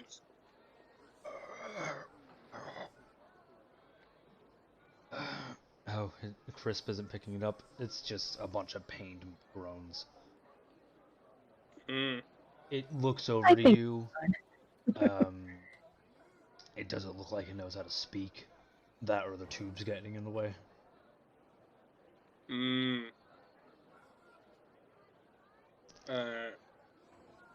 I try and give it any help that I can. Do a medicine check then. 2. A 2? Mm-hmm. He's hurting. I'm not sure why. Well, Maybe he was Wow. built wrong. Wow. Maybe he built wrong. You meant to be built wrong. I guess I'll just. I don't know. I'll leave the man be, the flesh man be. When you just you go away. Okay. Um, Is just slowly rolls himself off the vanguard and kind of slowly creaks his way up, trying to get to a standing position. And okay. kind of limp walks his way back as these small little fiendish ones who are like, a few of them are just like tearing into this flesh golem, just making fun of him. The others more focused on their work, though, are picking up the Thunderstruck and taking it back to what you can gather is her shop. Okay. I guess I'll go look for other things that might help me on my way. You're at the vanguard at this point. Okay. Yeah. As is Any everybody other else. shop? Yeah, I'm just going to lead them all up onto the vanguard into the bunker where I know we can talk in private. You hear, as you open up the hatch, the sound of a bow just easing off of the tension that has been built up. It's like, you really ought to It's knock fine. there, lad. Well, you know me. Silence as always. Ah, that's the truth. And he starts to set up on the mattress. Everyone in. And you all come down into this fairly... Oh, Icarus has no idea what the hell this is. He is like looking at it all over. Seeing as all of you have dark vision, you're able... Oh, actually, I don't think Apostle does. Shoot. Nope. Apostle has dumb dragon eyes. Apostle just has For to sit there now, for he 5 minutes should- as he... Actually, should no, he's a eventually- devil, is he not? Oh yeah, he part does of have. Devil sight. Yeah, you're Devil fine. Sight. You can gather that this initially wasn't meant to be a bunk room, but has now just been transformed into area to make this vehicle possibly a mobile base. Speaking of which, you guys don't know what cars are for the new guys. New students. I am. Once they're all in, is there any way to lock the hatch? Yeah, no, there's like an iron bar that you can twist so it locks it from the inside. Yeah, I'm going to lock it. With a creak, you lock it into place. Okay, now that we're all here, I can finally stop doing that stupid accent. Oh, dear God, Honestly, it lad, hurts me voice. yeah, it's really weird when you try to do it, to be honest. It hurts me voice, I swear. Right, so there's 2 new people in here. Why? I Why? picked up the eagle because he needed some help. Eagle, Client? alien. Logan just kind of walked up to me and said, sir. "Hey, Oh, you are my no, friend now, and I've been here ever since." he fell into the Styx River, lad. He doesn't know. It's Aarakocra, by the way. Aarakocra. Yes, I'm Okay. Eric. Don't call us eagles. Well, I'm sorry. I don't remember the prime material. Heckin' asshole. Oi, if it's a client... Excuse me? I know he's a client. Now, show him the sword there that you have. That's. He might be able to tell you more Right. about it. Possibly. Goes in the me. or goes back in the pocket, grabs a photo, gives this other You ever thing that he doesn't know. Yeah, this is what I'm talking about. Well, that is a sword. You know And what kind of sword it is? it's a long sword. A long sword, eh? That's all I know. Do we have any leads on this, or do you want us to find this for yourself? What are we doing with this, lad? It's his. Apparently he lost it. Not Alright. lost. It's an old legend. I need it for something. So it's not Alright. yours. So, let's just get this straight now. Person from the prime material goes out of his way to get to Hill. Now wants an artifact from Hill. What are you planning to do with this? That is something that I would not like. Just Right, well, we need to sign a contract at some point. I'm not taking responsibility if Waterdeep goes into flames. Alright? Where's Waterdeep? no.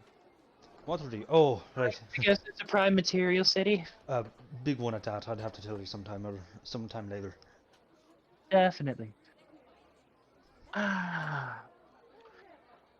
Now the closest thing here is never repeat this, mind you.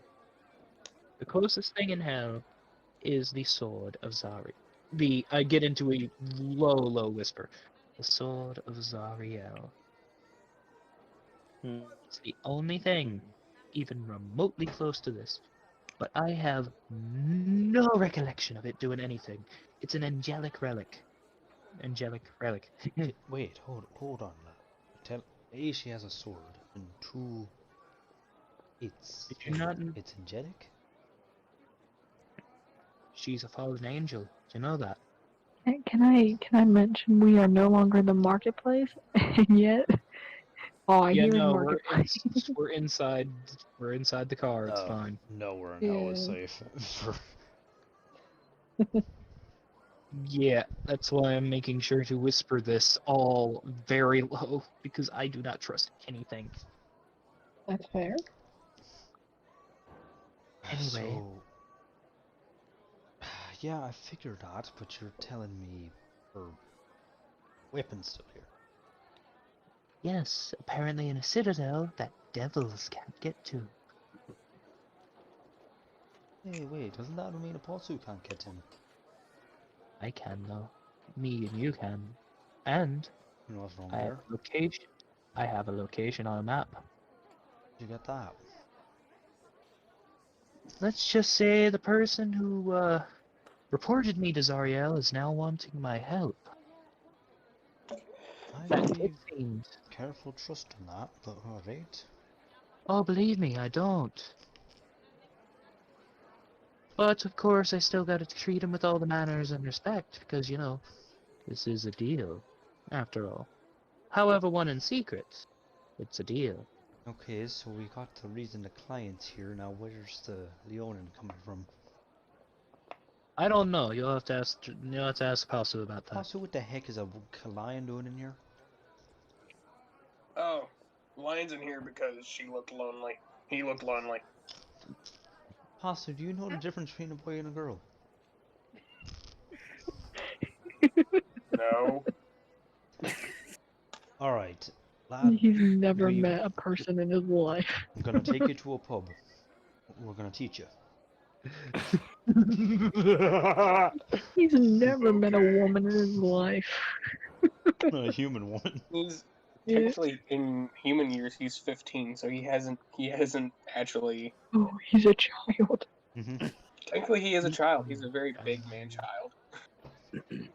So, Maik, correct? Yes, that is my real name. The fuck? How'd you What figure are you that one needing out? You're for- a psychic.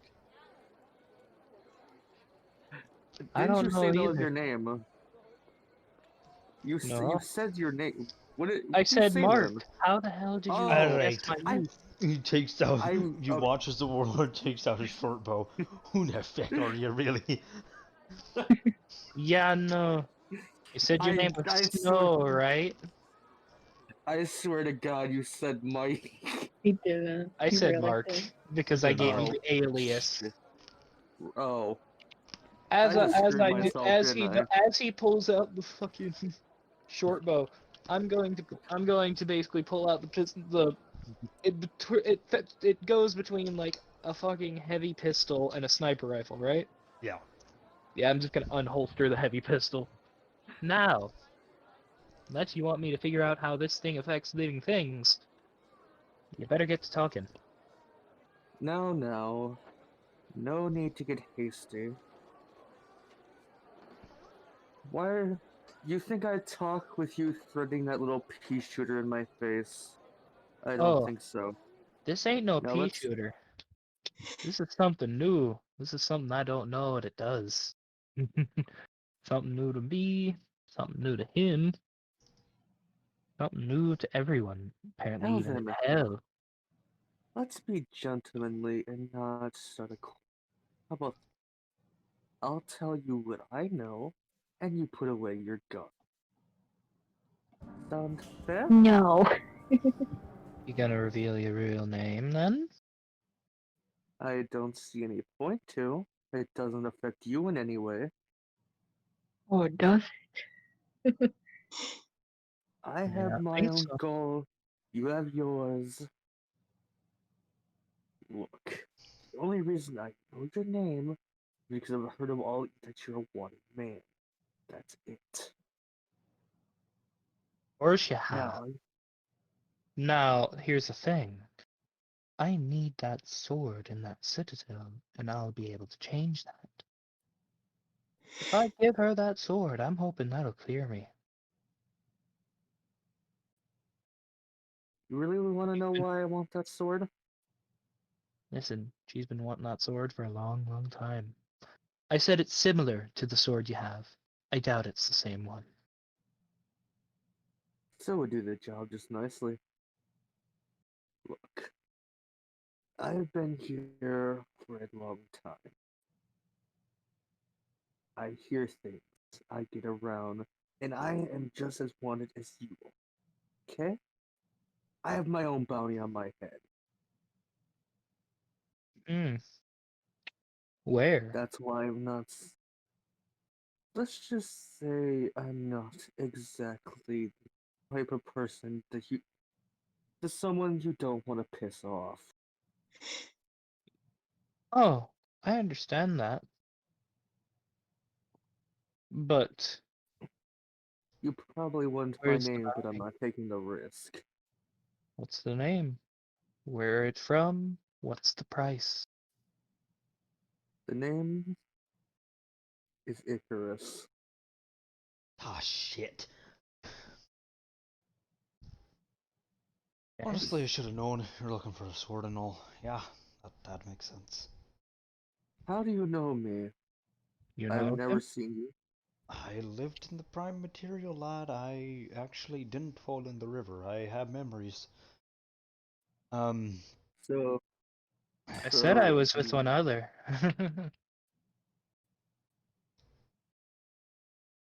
Because I yeah, Another remember from your. my organization. this guy, I've heard rumors about your group. That's how I know your name. No, we aren't based here at hell. If you heard it from here, only way you could have known it is from how I'm wanted here.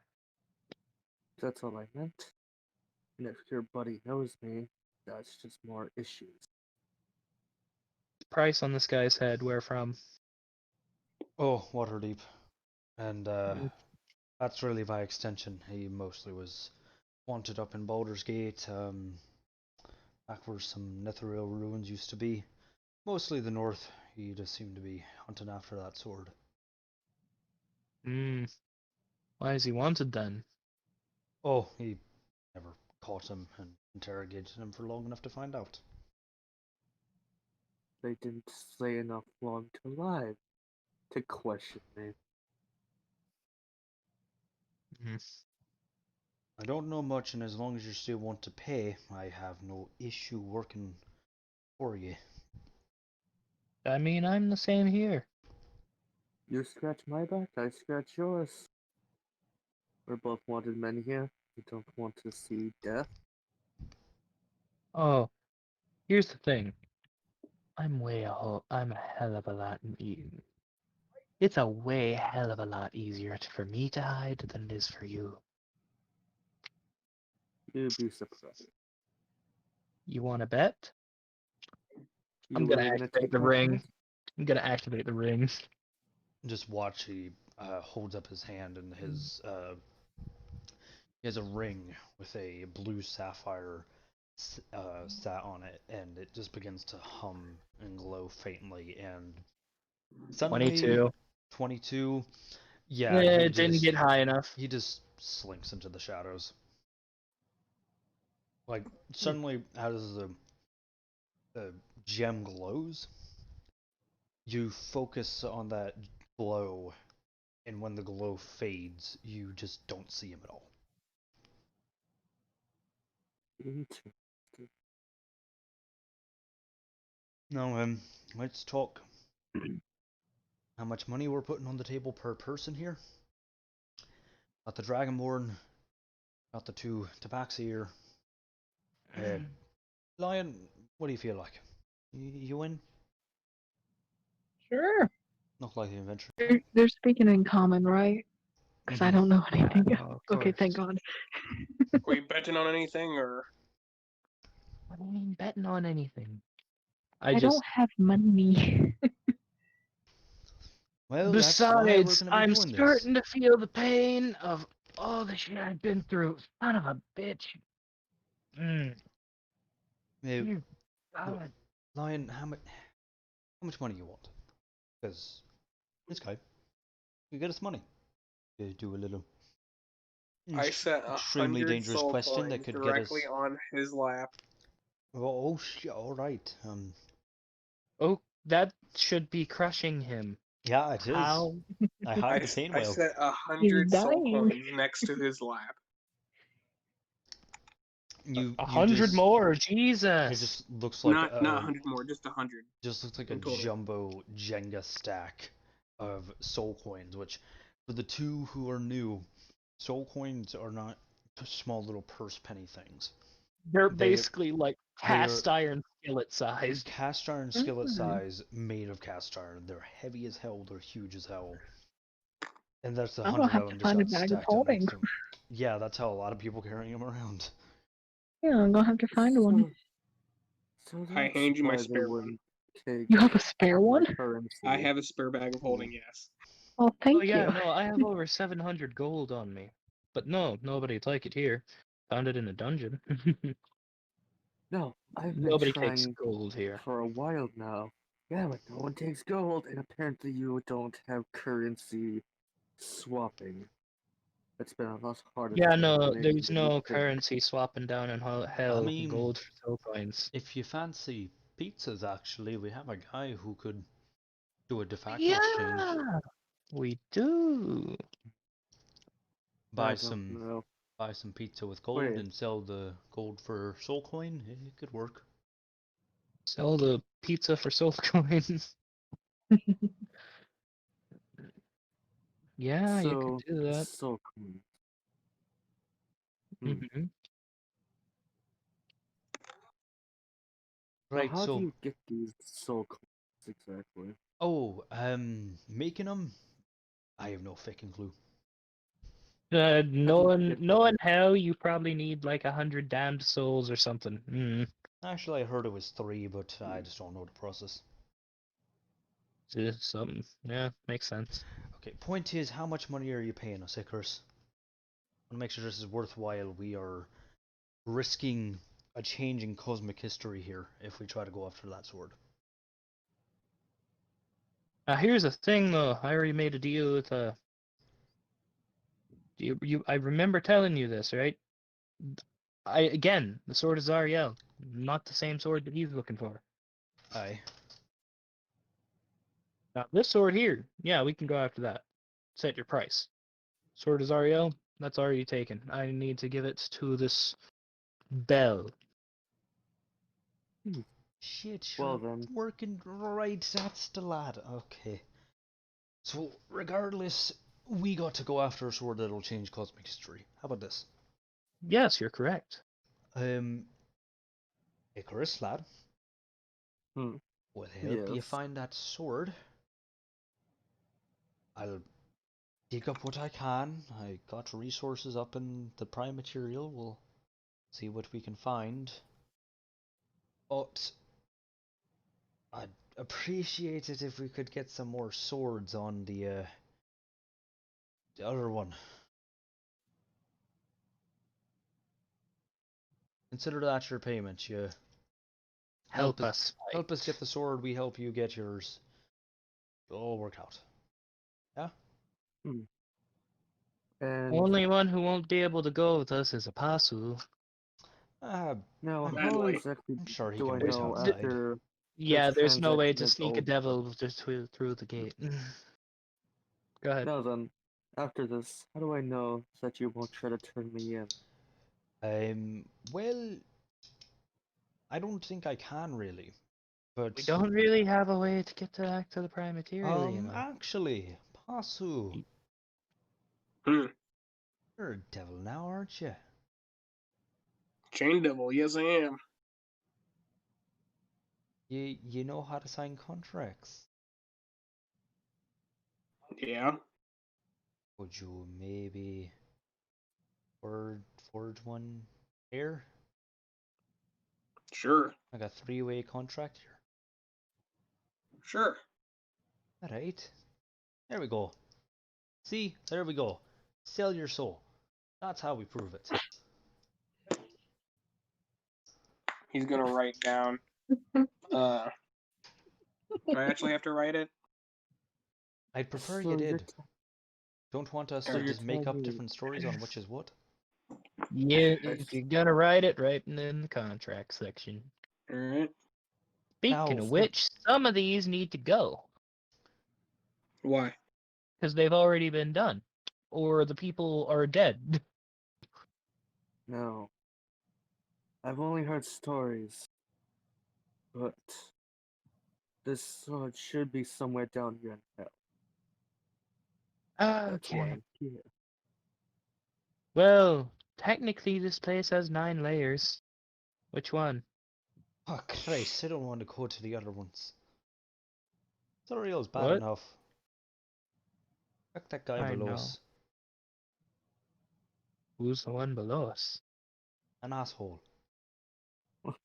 Oh, What's his name? okay. An asshole.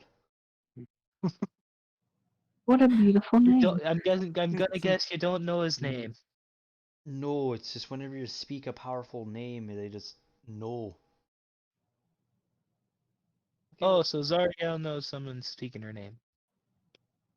shite. Whoops. Alright. Now then, Um, hand the contract over, please. Let me sign that. Here, there's a contract. That's very casual for. Okay. It's a very Does casual the contract person, because I'm too tired to fucking write a real one. No, Mister, does we Mr. Warlord, does said person know that their name is being said? Where it's Like, being said? so to my knowledge now, my knowledge of deities isn't too good. But if you speak a power's name, they gain a consciousness, a full consciousness of anything within a certain mile radius of the words that were spoken. So I believe the power of the person in question it has to be called on. Like obviously something like Lathander, like that's a big one. Me to speak in this name, you probably just got field division of all of Avernus just now. Someone like Zariel? Not too sure. Well, I will say I don't know where she is. I'm going to guess, based on what she was doing, she's gathering forces. What's the big old war going on down here again? Oh, the Blood War. Probably off fighting in that. Yeah, but if we're Yeah. top, Last I heard, she was fighting there. because she needed men Yes, for thank the war. God. Yeah. Okay, thank God. Oh, So she's far, far away, right? yeah, hopefully that's out of range of She's her an ability entire, to like, sense. plane away, technically. Two of them, technically. Her Shores of Styx is its own thing, apparently. Yeah, no. See, Shores of Styx is its own plane. The Styx is its own plane. Yeah, Hades is its own plane. plane between planes, and I mean, It's so weird. Plane of plans. it's a weird one. Planology, deity stuff, it's all weird stuff. Yeah, no, definitely. Alright, well, here go the contract. May, can you sign on my behalf? Behalf? Could you sign on my behalf, lad? And I'm going to guess Apasu, do you need to sign as well? Pasu made Seeing it as though. it's your Yeah, I contract. made it. Yeah. I mean, I made it with my own blood. Why would I need to sign it? Why would he need to sign it? Okay, I guess. I need to sign it, right? If you wish to I thought partake, you were. Okay. Yeah, that deals it. that's that. And then the infernal scripture just erupts into flame and it's gone. Lovely. Well, It erupts into flame and goes to my safe in the bank. At my bank. that's hot Not there, bank. lad. Store. Yeah, store. Store, bank, store. Store. It goes to a safe in a store where back in all the way like 3 hours back to Bazul. Or was it 3 hours? I don't even remember. I just I lost know. track of time there, to be honest. Yeah, I just know I now need sleep Alright. because I am hurting. Yeah, you're not looking too good there, lad. Yeah, no. Also, no, you don't look good either. You look like you got hit by a truck. What do you mean? Yeah, no. Do you not You, see the broken ribs? yeah, you look like It's you not that have broken. you need to sleep, bud. We're at like 10 HP. Well, let me then. go collect my armor first. Possibly, Okay. you pick up your armor, and yeah, the guy did a very good job. It is very actually ornate. He took a lot of time just engraving some like flowing line designs on there. He didn't do any inlays, but he just gave it like a textural difference outside of just polished metal. Nice. So it's plate? For breastplate. Breastplate, yep. And with the contract being signed and everybody about to embark on a very perilous journey to capture the sword of Zariel for themselves, or possibly give it to Bell, possibly use it to bring back Zariel, possibly use it to kill Zariel. There's a lot of options. Whatever happens, this will definitely change the course of Avernus as we know it. And we'll stop there. To be continued tomorrow on the next episode. Of Dragon Ball Z. Dragon Ball Of Z. No, on the next episode of Shores of Styx. On the next episode of Caw, the Icarus show. Icarus On the next show. episode of I'm I Wish I Was pretty Dead. Da-da-da-da. I'll watch that show. Oh, thank you. In One all viewer, honesty, thank you. though, who's the main character of this group anymore? The group is the main character. Hmm. We don't Like, even have a no, main though. character. Like, seriously. I'm like a background character. No, I'm figure something Bird. out. I'm probably not gonna We'll be a main figure character. we'll figure a quest for Moni out. We'll have, Yay. Mhm. I also suggested that maybe I somehow pissed off a god or goddess and they threw me in the river Styx. That's how I got here. Yeah. Yeah. You just played Never Gonna Give You Up too many times You and they got pissed at you. you walked up to Lathander and played Wonderwall. Oh, yeah. Hell yeah. Hell yeah. I like that one. That's a good story. Why?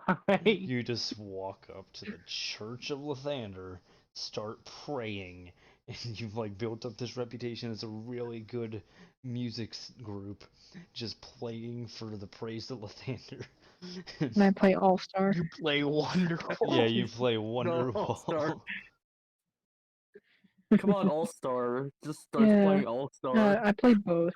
I play both. Yes. Oh no! All You Star is the one where he got pissed off. no! You walked into a bar, saw somebody was singing some frickin' like Michael Jackson, Hmm. and then you just kick down the music and just start playing Wonderwall. At that point, Lathander it just drops you up in heaven. It's like, I hold don't know. up. I'd like to think I went into the church, started playing Wonderwall. They started kicking me out, and as they were kicking me out, I switched the song to All Star, and they got pissed. They were mad. They did not like that. For some reason, Lathander does not like All Star. I mean, I can't believe I kind of screwed up the whole thing of calling calling him Mike. you're a dumb. Really? At least I tried to save that. The power of At least I editing. saved that. I tried to save that. Yeah, trust me. There was a lot of bits where I feel like I'm probably just gonna cut them.